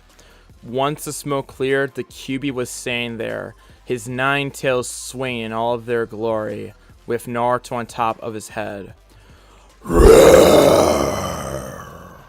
The Kyubi roared and the ground shook from the shockwave. His 9 tails were swinging wildly. Everyone in the village could feel the oppressive and powerful chakra oozing from the Kyubi. Standing in front of the Kurigaku army was the Kyubi, the most powerful of the 9 Biju. Suddenly the Kyubi laughed, a laugh that echoed through the village. A creepy, dark, and disembodied laugh that breathed fear even into the strongest of men. "We are all doomed," one shinobi said as he fell to his knees at the face of the enormous fox standing in front of them. "Take care of the turtle while I finish up here. Lead him away from the village," Naruto said, and Kurama nodded, jumping towards the Sanbi. With Mei and the others. "My God!" Mei started looking at the village. There were small fires everywhere, but what stood out was the towering 9-tailed fox in the middle of the village with Naruto staying on top of his head. "If those two face off, there won't be a village left when they are done," Mei said as she looked towards the fox getting ready to jump at the turtle. "Don't worry," Yell said to appease her worries. "Naruto would never destroy your village. If you watch closely, you would see that the destruction is minimal," Yellow explained, but Mei frowned. "What about those 2 Biju?" Mei asked. "Look carefully," Yellow said, chuckling. Mei watched as the fox suddenly pounced on the turtle. Kurama picked the turtle by his tails and threw her away from the village. "You see," Yellow said, and Mei sighed in relief that she would have a village when this was over. "How can he be so powerful? It's insane. He's beyond Kage level," Mei said as she watched as a single man took down 2,000 shinobi and defeated a Biju. "I don't know. He just is," Yell answered truthfully. With Toby. "That is a problem," Toby said, looking at the Kyubi. "If he can summon the Kyubi to the outside world and still be able to fight, then the Stern duo team of the Akatsuki won't be enough to take him down," Toby mused and thought. "And he has great control over his Susanoo," Toby said, looking at the ethereal warrior. Back to Naruto. Naruto watched as Kurama battled with the turtle. Even he had to admit that the Sanbi had one hard shell. The Sanbi took a Bijudama and came out slightly smoking. Naruto smirked as Kurama taunted the damn turtle every single time he could. "I guess he hasn't gone off in a while," Naruto thought. You bet. It feels good to stretch my legs for real, Kurama replied through their mental link. Naruto chuckled and turned to end his job. There still were about 1,000 shinobi remaining. Naruto focused chakra into his eyes and another pair of arms grew on his Susanoo. Both Naruto and the four Susanoo's arms made free hand seals simultaneously. Ram, snake, bird. Tengai Shinsei, shattered heaven, Naruto said, as the sky began to darken even more. A shroud of darkness covered the whole village, and many shinobi looked up, only to see a large meteorite block their view of the moon and sky. What the hell is this? One shinobi asked, dropping his sword and looking at the rock coming down from the sky. Is this really ninjutsu? Another asked as they all began to retreat away, trying to get clear of the blast radius. Bijudama! Tail beast ball, Naruto heard, and looked to the left to see a big tail beast ball heading towards the meteorite. The meteorite exploded into thousands of smaller stones that rained down in the village. You're a fool, Yagura, Naruto said before flashing through hand seals. Meteorite shower, Naruto said as he unleashed multiple fireballs that crashed into the falling stones. The stones became covered in flames as he lit the sky in what could only be described as an inferno. These big balls of flames were crashing everywhere. The shinobi used water jutsu and rose earth shields, but to no avail. And to finish, Naruto said as he dropped his Susanoo and his eyes shifted to his Rinnegan. Naruto suddenly started levitating and flying high into the air. Naruto dodged a few meteorites that had yet to crash and rose high up in the air, almost touching the clouds. The sky sparkled as the thunder seemed to intensify, but Naruto seemed unaffected even though he was in the midst of it. Naruto's body sparkled with electricity and the thunders merged together to form a new big blue dragon. Naruto's whole body was covered in blue light as the dragon exited the clouds and circled Naruto. With a single movement of the hand, the dragon stopped and Naruto dropped down on his head, still high in the sky. Raiton, Raijin no Ken. Fist of the Thunder God, Naruto said, and the dragon roared. Naruto rode the dragon into the ground, and in a flash of white and blue, it exploded with such a force that the whole village shook. The ground was covered in a blue dome of chakra, sparkling. Even the Kyuubi and the Sanbi braced themselves so they didn't get blasted away with the shockwave. Once the smoke had cleared and the blue chakra disappeared, the only thing remaining in the middle of the crater was Naruto, completely fine and without a hair out of place. Naruto looked around and saw that the army was devastated.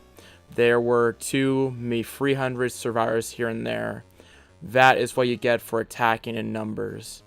Usually numbers mean victory, but not when the enemy can use large-scale jutsus and wipe them out in a fraction of a second. Namikaze Minato had done the same thing during the Third World War, and now Senju Naruto had just started his own legend by decimating an army of 2,000. Please, the shinobi said, backing away and stumbling to the ground, falling on his butt. No more. We surrender, the shinobi said, while the others did the same and bowed to Naruto in a sign of defeat. Naruto didn't spare them a glance as he looked towards the Kyuubi and the Sanbi. There is only one target left. Yagura. With Mei and the others. It's over, Blue said, while Mei, Ao, and Chojuro and her rebel army stared in shock. A single shinobi had decimated 2,000 trained shinobi in under a few minutes. Remind me to never piss him off, Ao muttered under his breath, while Chojuro was on the ground drooling. Thank God. We will be allied to the Leaf, Mei thought, with her eyes bulging out of her skull. He was truly a god. Just what kind of monster did Namikaze Minato and Uzumaki Kushina have? To think he conquered a village without even truly using his Rinnegan, Green thought as he looked at the devastation. There weren't many bodies left as the Amaterasu flames, coupled with the last Raiton Jutsu, disintegrated everything. Send word to the army. We are occupying the village, Yellow said, and Mei nodded, ordering her army to take control of the village. Naruto had been careful to only use those devastating jutsus on the main clearing of the village, leaving the buildings mostly intact. Naruto could feel the life force inside, and those were probably civilians, and while he was pissed, he wouldn't target civilians who had nothing to do with this. With Toby watched the outcome of the battle with a single bead of sweat rolling down his head. He should never have allowed Naruto to grow this much, and now he knew that he was going to be in trouble. and a lot of it. And for someone who had a god under his belt, he felt a very human chill crawling up his spine. This won't end well, Toby thought as he warped away from the village and into his new hideout. Naruto and Kyuubi versus Yagura and Sanbi. Naruto arrived to see Kurama and Sanbi face off. Kurama was faster and more agile than the Sanbi. Though on the other hand, the Sanbi was built like a tank, made to last and endure any type of attack.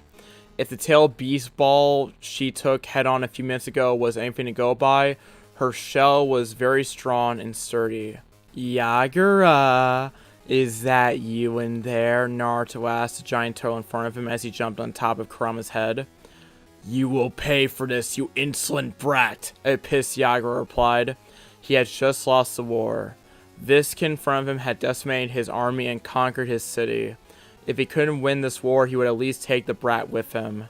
The Sanbi charged forward and coiled herself. The Sanbi started spinning and rolling all over the battlefield. Kurama dodged to the side to avoid getting hit head on and watched as the Sanbi changed paths and blurred towards him once again. Naruto sat down on the Kyuubi's head and started gathering natural energy while Kurama kept the Sanbi busy. A few minutes later, Naruto opened his eyes to show several red marks spread around his face. Naruto gained red pigment markings around and under his eyes, as well as 2 concentric red circles in the middle of his forehead. His Mangekyo was still the blood red, but was glowing unnaturally. These were the markings of a sage. Naruto extended his right arm, and chakra started gathering on the palm of his hand. A familiar swirl was heard as a Rasengan was being born in his hand. The ball started taking a silvery color like his chakra, and a deafening sound was starting to come out. Suddenly, the Rasengan expanded, forming 4 large points around the central sphere, taking the appearance of a Fuma Shuriken. Futon, Rasen Shuriken, Naruto said, and hurled the new Rasengan towards Yagura. The spear sliced through the air, and before Yagura could react, the Rasengan hit the Sanbi right on the head. The Sanbi was pushed back and rose into the air. A towering dome, 50 feet in diameter, appeared around him, as thousands of wind blades sliced through her shell just like a hot knife through butter. When it was over, the Sanbi collapsed to the ground. Golden chains burst from the ground and snared the Sanbi's tails, paws, head, and whole body, pinning her to the ground. The Sanbi squirmed under the chains, but it was to no avail. Even Kurama had trouble with those chains. Rat, ox, dog, boar. Naruto went for the hand signs and clapped his hands together. He slammed his right hand on the ground, and kanji started flowing out of it and going towards the Sanbi, forming a ring around him. 5-point demonic suppression seal, Naruto said, and the kanji started glowing. Yagura yelled in pain as his tense chakra was being forced back into the seal. This was the same seal Naruto had used against the Ichibi during the Sand Sound invasion. This seal works like the 5-pronged seal, but on a much larger scale. This seal suppresses the Biju's chakra, forcing it back into the seal. The Sanbi coiled itself in a large dome of water. In just a few seconds, all the water disappeared and Yagura fell to the ground. Naruto jumped down from Kurama's head and approached Yagura, who was lying on the ground. Suiton, Suishoha, exploding water wave, Yagura shouted, and Naruto's eyes widened when a gigantic water wave rose from the ground. Yagura was panting at the top of the wave as he commanded the wave to crash into Naruto. Naruto used his Kamui and let the water hit the ground. Once the wave had calmed down, Naruto jumped on top of the water looking at Yagura. You are still alive, Naruto said, looking towards Yagura. He was slightly bent over, taking deep breaths. It's over, Yagura. Your reign of tyranny and oppression has come to an end, Naruto said, closing the distance between them. Something is wrong, Naruto whispered to himself, observing Yagura intently. His chakra network was off. Very off. His chakra seemed to be all over the place, like he had some genjutsu affecting him. Could it be? Naruto thought to himself as he approached Yagura and placed 2 fingers on his forehead. Kai! Release! Naruto shouted as he infused some of his chakra into Yagura's network to disrupt and restart his chakra flow. Yagura blinked and noticed the blonde in front of him. Who are you? Yagura asked Naruto, whose eyes widened. Oh shit. Naruto thought since he was right. Suddenly his eyes became silver as his Rinnegan flared to life. Naruto placed a hand on top of his head. Human path, Naruto said and started reading his soul. Naruto was rummaging through his memories when a certain orange masked individual appeared in them. Toby, Naruto thought angrily. It was all his fault. Toby had used the zombie as a medium to manipulate Yagura. He was just another innocent victim in all of this. What? Yagura said, dropping to his knees and looking at his shaking hands. What have I done? Yagura asked himself, and Naruto knew that look all too well. Regret, and a lot of it. Naruto turned to Kurama when the ground suddenly shook. Naruto quickly turned back to Yagura, who had a small smile on his face and a hand on his stomach. Time seemed to slow down as Yagura spoke. Thank you for setting me free. Take care of Kiri for me, Yagura said just before his body exploded and a bright light rose to the skies. The light expanded and started reforming in the air. 3 trails suddenly sprouted from the energy. The energy started condensing, gaining a light blue tone and several spikes. The zombie was reforming.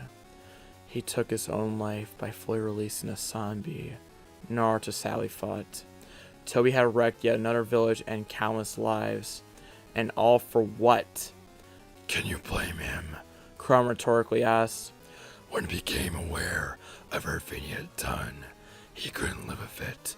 Kurama said, and Naruto nodded, looking at the zombie who had nearly finished reforming. I'll make sure he's remembered for who he truly was, Naruto thought to himself, as the zombie landed on the ground. Naruto looked up as the zombie looked down. Suddenly, and out of nowhere, one of the zombie's tails came down and crushed Naruto into the ground. I didn't think you were associated with humans, Kurama, the zombie said towards his brother. And quick thing, I understand that the zombie was a he, but like at the beginning of the chapter, I thought that I read that the zombie was a she, and it was because of like how the fanfic was written. And I thought that initially, since I hadn't read the chapter in a while, I thought that the guy just like made the zombie a she in this fanfic, but that wasn't the case, so I'm kind of confused by the error. But I would just ignore the comment that I called the zombie a she in the beginning of this chapter, because that's kind of retcon in this later part of the chapter. So yeah, it's kind of annoying, but it's whatever. That wasn't very nice, Isobu, Naruto said as he started levitating until he was at eye level with the zombie. Those eyes, Isobu said in shock. This human had the Rinnegan, his father's eyes. You see, he's not an ordinary human, Kurama replied, chuckling. Why did you try to kill me, Isobu, Naruto asked curiously. After all, Naruto was the cause of his release. I know all of you humans. You are a bunch of power-hungry fools, and I don't intend to be sealed again, Isobu replied, and Naruto nodded. What if I told you that I never intended to seal you, Naruto rhetorically asked towards a surprised zombie. In fact, I have a proposition for you, Naruto said. Really? Isobu asked with caution as humans weren't to be trusted. What do you have in mind? Isobu asked curiously. Yagura's last wish was for me to take care of Kiri. I can't do that since I have Konan to look out for. I want you to protect this village, but this time, instead of you being a weapon sealed inside some human, I want you to be a guardian, Naruto said towards the surprised zombie, who looked interested and surprised by this human. This is your natural habitat, Naruto said, gesturing to all of the water around the islands. I just want you to be free, and while you're at it, defend this village. I promise that no one from this village will ever try to seal you again, Naruto explained and waited for Isobu's answer. You amuse me, human. I shall accept your proposition. As long as this village and their shinobi don't disturb me, I shall do my best to keep them safe, Isobu replied, which made Naruto smile. That is all I ask, Isobu, Naruto replied and turned to Kurama. You can stay and catch up. Tell him about the Akatsuki and such. I'll see you later, Naruto said and swirled away.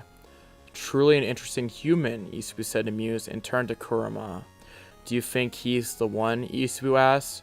I have no doubt, Kurama replied with a smirk. And that's the end of chapter 49. We will now move on to the last chapter of this video, the 5th Mizukage. Though I will say with this entire chapter, what I just read, it was a pretty great chapter. Again, there were some minor inconsistencies here and there, but it was a really good chapter, and I really liked the Yaga versus Naruto fight, quote unquote. And I really liked the Yagra stuff when he realized everything he had done. And looking back on this chapter, especially since, you know, I read this back in high school, this might be one of the best chapters of the fanfic, though there are some other great chapters later on, so stay tuned for those. Anyways, let's move on to chapter 40, the 5th Mizukage, which is the last chapter of this video. Here we go. Chapter 40, the 5th Mizukage. 1 week after Yagra's death, the Land of Water was happy. The news of Yagra's death at the hands of Senju Naruto spread throughout the whole country like a wildfire. News that a single shinobi conquered the Mist Village and defeated their leader was the talk of the whole country. A single man had laid siege to the Mist Village and took down 2 fallen shinobi and their leader Yagra Jinchuriki of the Sanbi, the free-tailed turtle. Stories of how Naruto rose into the sky and controlled the thunders, how he made large meteorites rain down from the sky, how he created waves of black fire and summoned the Kyuubi himself to help. Senju Naruto, Shinobi no Kami, God of the Shinobi, as he was being called now, his legend had just started. Years of this war had left the water country weak and isolated from the other nations. A few bloodline users that never took part in the war were finally making their way back to the village, since they had no other place to live. The Mist Village was weak, but they would recover in time. The daimyo was also replaced with a more competent one. Flashback. Water Daimyo's estate. It was the following day after Naruto had conquered the Mist Village. After the Bloodline army had settled in and everything was taken care of, there was only one thing left to end this pathetic war. A coup d'etat against the Water Daimyo who funded this war. The dragons and Mei were staying outside of the daimyo's estate. It was night, and everyone was on edge. If this worked, then the war would be truly over. In with the new, out with the old. The Water Daimyo had gone along with this war, and even supported and funded Yagura. His unfair reign had to come to an end. How do you want to do this? Naruto asked Mei, who brought her hand to her chin. Mei turned to look at Naruto to see his blood-red eyes glowing in the dark. She still couldn't believe that Naruto was this powerful. Poor Chotaro fainted when Naruto had regrouped with them after defeating Yagura. Naruto conquered the Mist Village, and in the end, he wasn't even tired. He didn't have a hair out of place or a scratch on his armor. I'm done playing games with him, Mei said in a serious voice. We are taking the front door, Mei said, and jumped out of the shadows. The moment she touched the ground, Mei blurred and the 2 guards guarding the main gate dropped to the floor unconscious. Works for me, Naruto said, and with a single wave of the hand, ordered the dragons to advance. Yotan, Yokai no Jutsu, lava release, melting apparition technique, Mei said, and released a wave of lava from her mouth. The lava covered the gate and started melting it. A few seconds later, the once rock-hardened gate was nothing more than melted something on the ground. The alarm echoed through the whole estate as several shinobi dropped from the main tower to defend their leader. Several samurais also stepped outside from the ground houses and surrounded the individuals. The samurais took out their swords and grasped them strongly when they recognized just what they were up against. I am here for you, daimyo, Mei yelled loudly from the ground. She enhanced her voice with chakra to make sure he would hear her. Everyone waited patiently until the wooden door bursted open and the daimyo stepped onto the balcony, high up in the daimyo's tower. He must have thought he was safe up there. He even had his traditional blue hat on. You dare to attack me, the daimyo roared from his tower. He was pleased that the war had ended, but he didn't count on being attacked by the same person that won the war. You have the nerve of saying that to us after what you have done, Mei hissed towards the daimyo. You have supported and funded Yagura into this war, and for what? Mei asked, narrowing her eyes at the leader of her country. You are supposed to lead this country into betterment, not death, Mei said, releasing killer intent. The Mizukage is in charge of his village. It's his job to ensure the safety of his village and country. If he says that we need to eliminate these bloodline scum, then so be it, the water daimyo sneered at Mei, who tightened her fists, almost drawing out blood. They were innocent people, Mei yelled. How could he say such a thing? He was sheltered in his mansion. He had servants for everything. It were these so-called monsters that kept his country safe and stable. It were these monsters that fought for the safety and betterment of this country. You ungrateful bastard, Mei roared, and turned to the shinobi saying in front of her. Stand down, Mei ordered towards the shinobi. After all, they were Miss Shinobi, and as such, they were under her command and her command only. Not even the water daimyo had the authority to order shinobi around. That right belonged to the Kage and the Kage alone. They won't listen to you. You are not the Mizukage, the daimyo happily stated. And even if you were, they answer to me and me alone, the daimyo said. I am Mei Terumi, the 5th Mizukage, Mei stated loud and clear with enough authority in her voice to make sure she got her point across. I order you to stand down, Mei ordered. You will not, the daimyo ordered, and the shinobi found themselves in a pickle.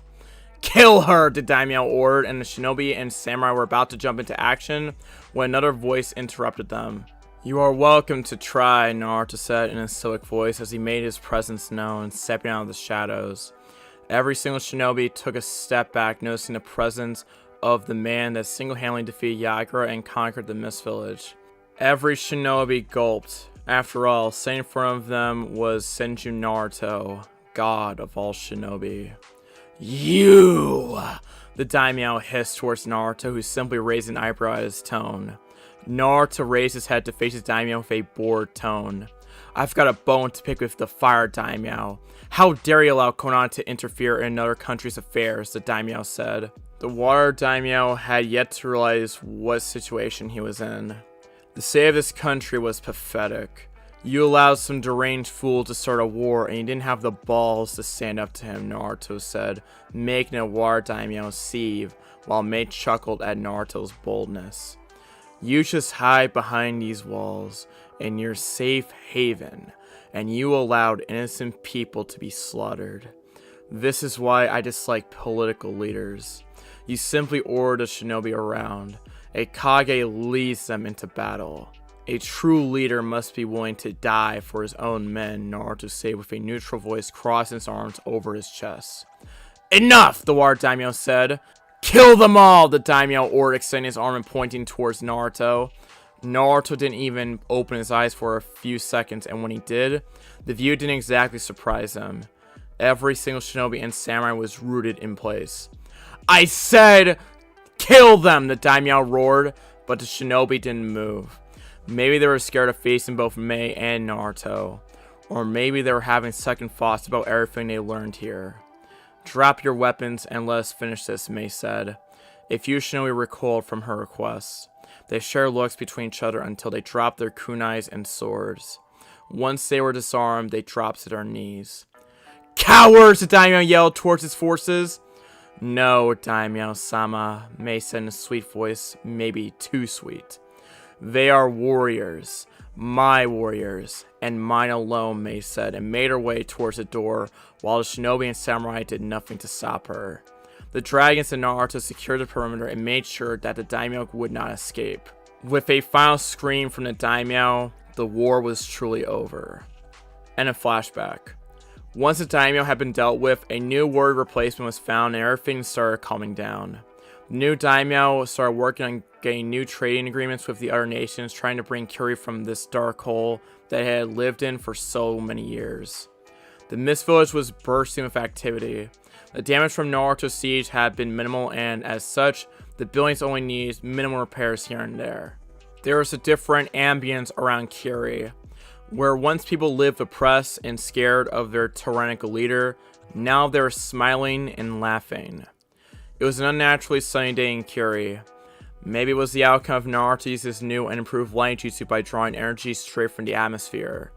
Naruto was walking down the village with his beautiful girlfriend in his arm. The armor was long gone and was replaced by civilian clothes. Naruto was wearing black pants and a dark blue shirt. Over that, he was wearing a red trench coat with black flames on the bottom. On the back of the trench coat, the Senju clan symbol was proudly displayed in black color as well. Looking at his side, he couldn't help but gawp at what Hinata had picked. She was wearing what she called a gala dress or something. It was all confusing to Naruto, but he didn't seem to complain much. It was a dark blue lawn dress that showed a little bit of her cleavage. Her dark blue hair flowed in the wind. They were walking towards the Mizukage Tower where there was a small party, if you could call it that, to celebrate the end of the war and the election of Mei Tarumi as the new Mizukage. The choice of a new leader happened swift and with overwhelming majority, minus then 5% of the Mist Village who disagreed with Mei Tarumi being chosen as the new Mizukage. Naruto and Hinata smiled and replied to the people that greeted them on their walk. Naruto and his dragon to become somewhat famous over the duration of their stay. Kiri no Hachi nin no Eiyu, the 8 heroes of Kiri as they were being called. Mei tried her best to uncover what lay behind the mask, but hit dead ends every time. She knew of Naruto and Hinata at least. Mei had made them honorary members of her village and said they were welcome to visit any time they wished. Both of them arrived at the Mizukage's tower to see a large red carpet on the ground. The other dragons were already there. It seemed a bit weird for dragons to be wearing masks, but they had their identities to protect. You took your sweet time to arrive, Mei said with her hands on her hips. After all, the dragons were the guests of honor in this small event. Sorry about that, Naruto replied, scratching the back of his head. Me and Hinata-chan took a little too much time to getting ready, Naruto explained to Mei, who narrowed her eyes. Surely didn't want to show up in our battle armor, Naruto rhetorically asked, and Mei nodded, dragging them both inside. They ate and chatted happily as the afternoon went by. It was following night and the moon was shining high up in the sky. It was a cloudless night, so Naruto had a pretty good view of the stars and the moon from the top of the Mizukage Tower. Naruto sighed as he looked up at the starry sky. He was leaning on the metal fence, spinning a kunai in his hand. It's kind of funny that Naruto is wearing civilian clothes, and yet he still had a few weapons on him. So this is where you were, Naruto heard and turned around to see Hinata approaching. Why have you been hiding up here? Hinata asked as she joined Naruto by the metal fences, looking up at the sky. No reason, Naruto lighted his side and focused on the sky once again. Just trying to clear my mind, Naruto explained, and that didn't fool Hinata. You and I have known each other and lived together for nearly 10 years. You really think you can hide something from me? Hinata rhetorically asked, making Naruto chuckle. I guess, Naruto replied and gathered his thoughts before answering. I don't know. I feel guilty for killing everyone, Naruto said, sighing and looking up. They were innocent people, and even Yagra had nothing to do with this. It was Toby all along. He used Isubu as a medium to control him, Naruto explained, and Hinata's eyes widened as she never knew. Naruto didn't tell anyone about Yagra being controlled. When I saw you there, lying there on the floor, I don't know. I felt as if something inside of me snapped, Naruto said, and Hinata just heard him, holding his hand firmly. I knew I could bring you back even if you died, but just seeing you there on the ground unconscious and in pain, I got so angry that I didn't even think properly and just rushed into the village to kill Yagra, Naruto explained, sighing. You went and got all my on them, didn't you? Hinata softly asked, and Naruto nodded. You know me too well, Naruto said, giving a hollow chuckle. I guess Itachi was right after all, Naruto said, and got a confused look from Hinata and decided to explain. I knew Itachi from back before the massacre.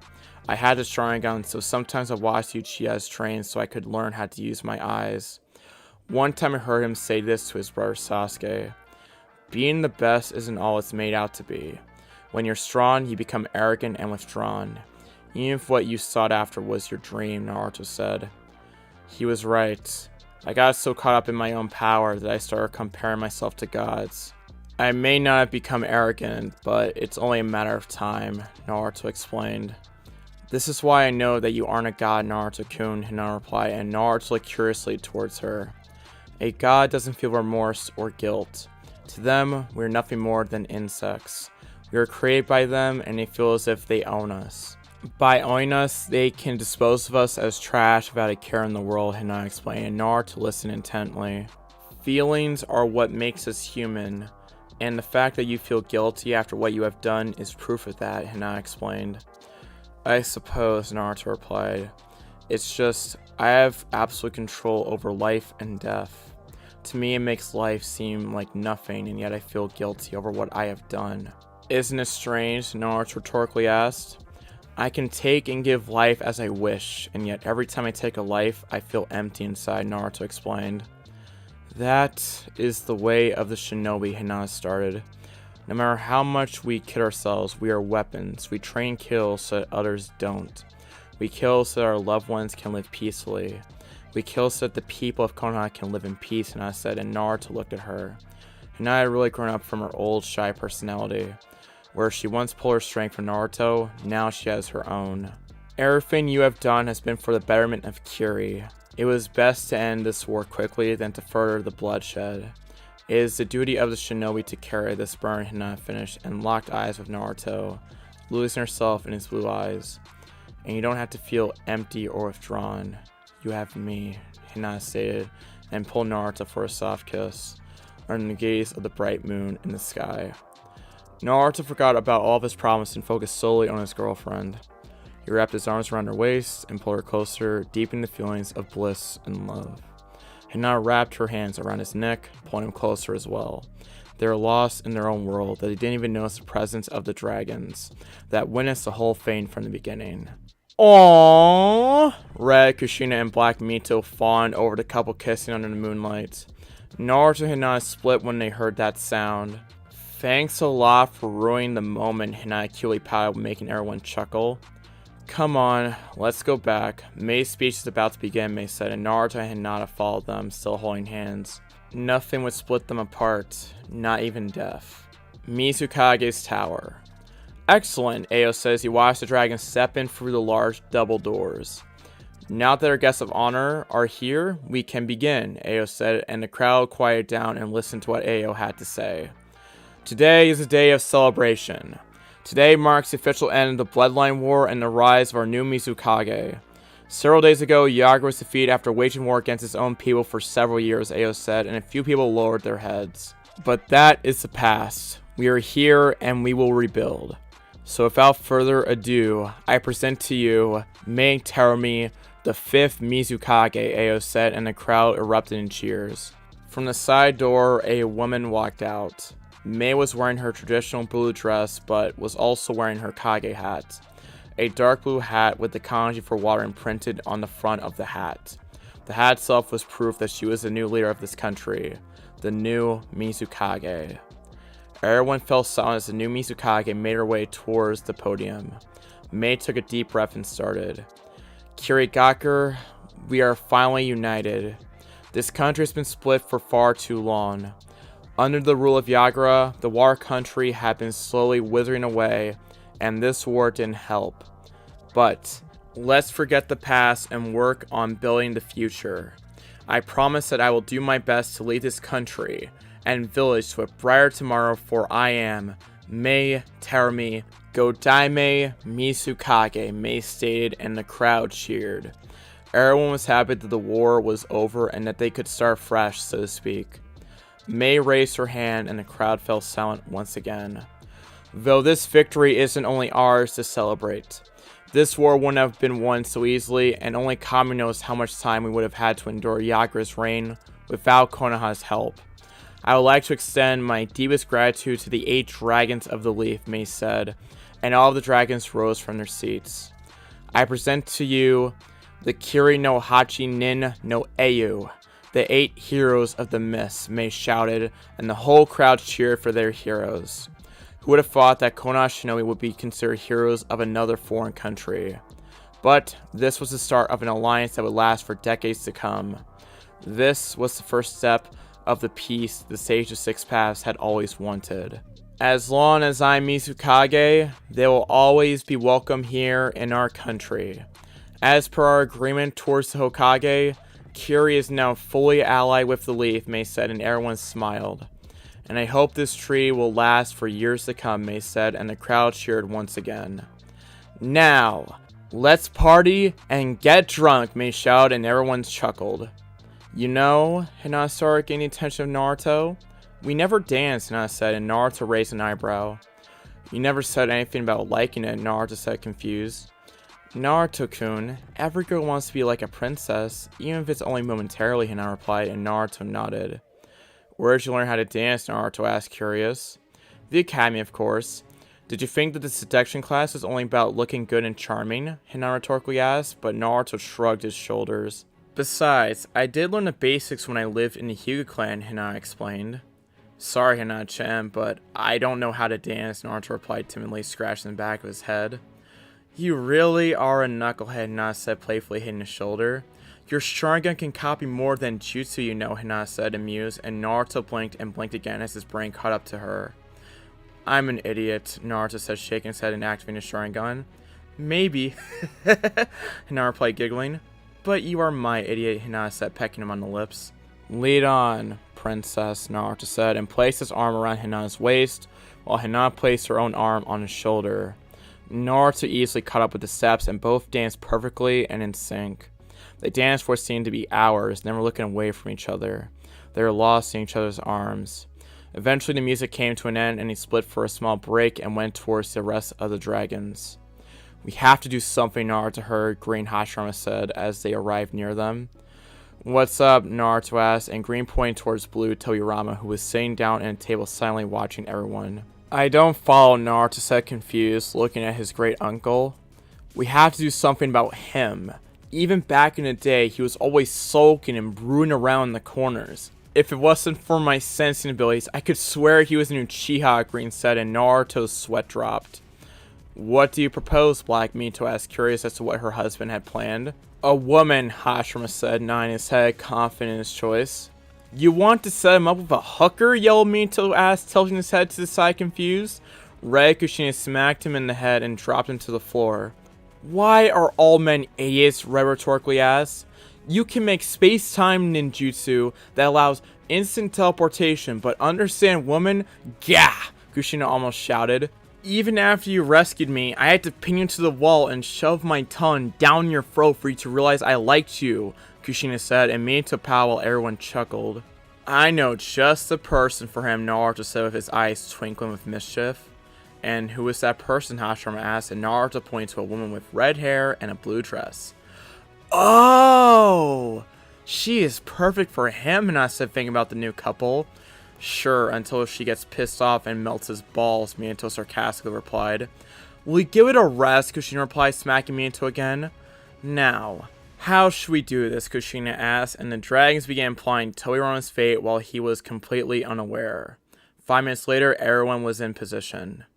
Get your ass up, Black Mio shouted as she appeared next to the brooding Toyarama. What do you want, Black? Toyarama asked, slightly afraid of her tone. Hell have no fury as an angry Uzumaki, or Senju for that matter. We are going to dance. Now. Up, Mito said, and Toyarama complained. Why don't you take this offer up with my brother? He is your husband after all, Toyarama complained, as he just wanted some peace of mind. Now! Mito growled, and Toyarama jumped to his feet. That's better, Mito said, and dragged him to the dance floor. Toyarama and Mito were dancing, much against Toyarama's will, but he thought this would be the safest way out of the situation. Here, Hinata said as she approached him. Have a drink, Hinata offered, and Toyarama was about to refuse until he saw the murderous look on Mito's eyes. Even through the mask, he could feel her gaze drawing a hole in his skull should he refuse. Toyarama shook his head and gulped down the sake. I wonder when this nightmare is going to end, Toyarama thought to himself as someone poked him in his back. Heads up, Naruto said, and Toyarama got confused until he felt Naruto's foot on his back. Toyarama flew through the room. Naruto used his gravity manipulation to make sure Toyarama didn't collide with anyone and found his way into the arms of the right person. It only took a few seconds for Toyarama to collide with someone's back. Oh my, Meisei looking amused at Blue. You know, you have to crash into me to ask me for a dance. I'm not that hard to approach, Mei said, and offered her hand for a dance. Toyarama looked conflicted and thought best to accept, otherwise his balls might be in danger.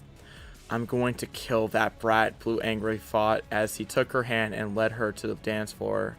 Success! Naruto shouted and every dragon cheered. Amagaker. In a dark cave, a lone figure could be seen walking towards another who was by the door. The one by the door had spiky orange hair with multiple piercings on his nose, chin, and ears. He was wearing a long black cloak with red clouds. He was Pain, the leader of the Akatsuki. Pain, the other person called out as he approached. He had the same cloak with black spiky hair and an orange mask. "It's time," Toby said, and Pain nodded, flashing through hand seals.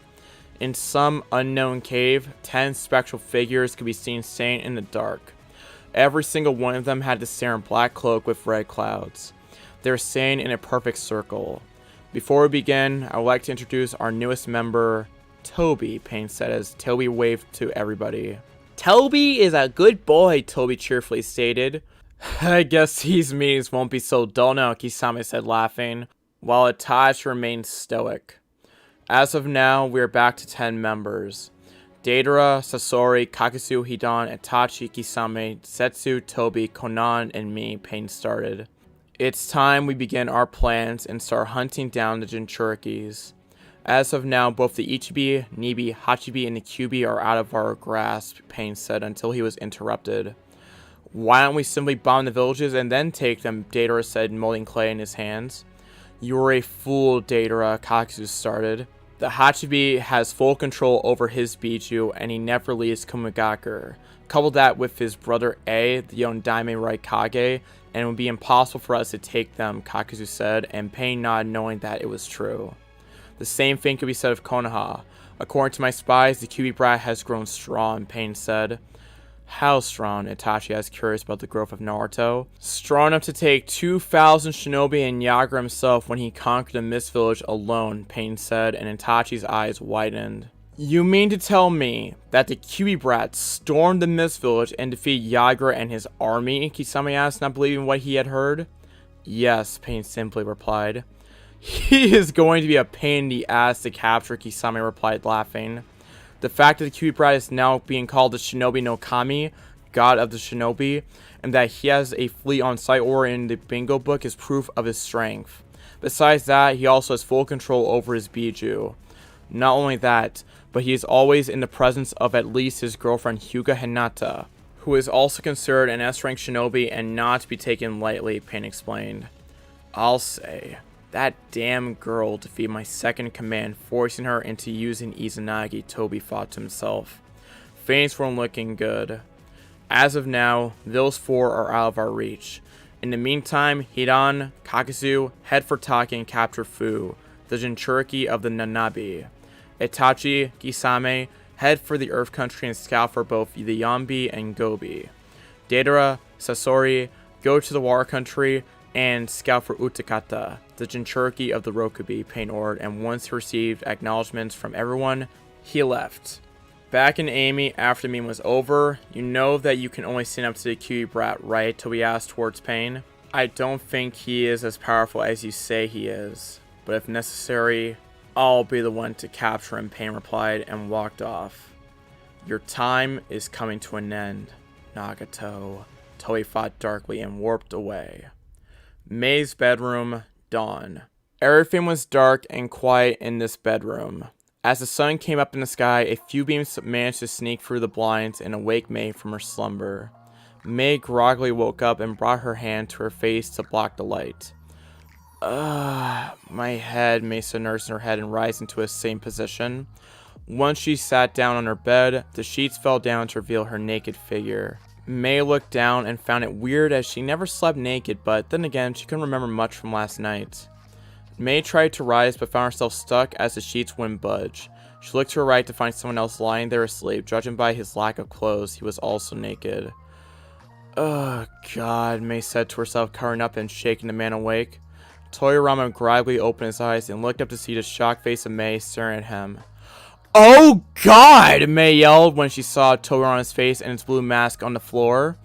"Shit. I'm going to kill that brat," Toyarama thought to himself and wondered how he was going to walk away from this one with his balls intact. And that is the end of chapter 40. Yep, May and Toyarama, boys. My mind was blown when I first read this the first time back in high school. But yeah, that's about it for this video. Thank you all for watching this fanfic reading of chapters 38 through 40. I know a lot of you guys were waiting patiently after chapters 35 or 37, and I appreciate the patience of you guys. And again, I love that you guys support this series, and I will continue to provide you as many fanfic readings as I can of this fanfic in particular. I also have other fanfic readings on the way, such as, stuff for Son of Sanin and Uzumaki Tales, and maybe something new. Maybe not a Naruto fanfic, but something a bit different, so stay tuned for that.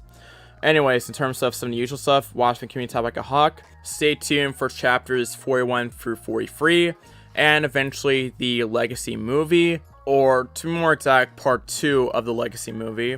And then eventually we will be getting into some other series that I think a lot of you guys will like.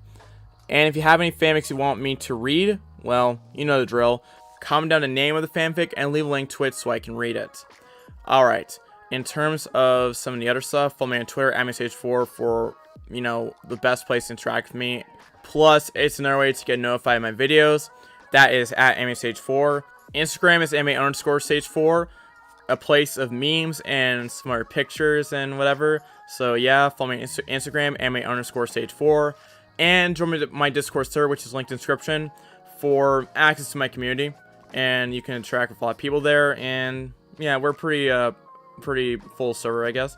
So if you want to join my Discord server, a link to that will be in the description. Shout out to my 10 patrons. Their names on screen. My federal patron Anguish and my federal patron Gabe Tidwell. If you want to support me further and get awards for shouts like these, go to my Patreon, which is linked in the description. And if you can't necessarily afford the larger rewards, you can still support me by giving me $1 per month. So if you want to support me, go to my Patreon, which is linked in the description. Follow me on Twitch for my podcast, linked in the description. And thank you guys for 49K. I really appreciate it, and we're getting closer and closer to 50K. Let us get there and finish strong in the month of September. And that is all I have to say. Make sure to like, comment, subscribe, turn on notifications, and share the video. This has been your boy, the Anime Sage. Sign out. Peace. YEEHAW. Sunny Shea closes out. Bye-bye. Peace. Hi, this is Stephanie Shea, voice actress for Sailor Moon, Hinata, Orihime, and you are watching Anime Sage.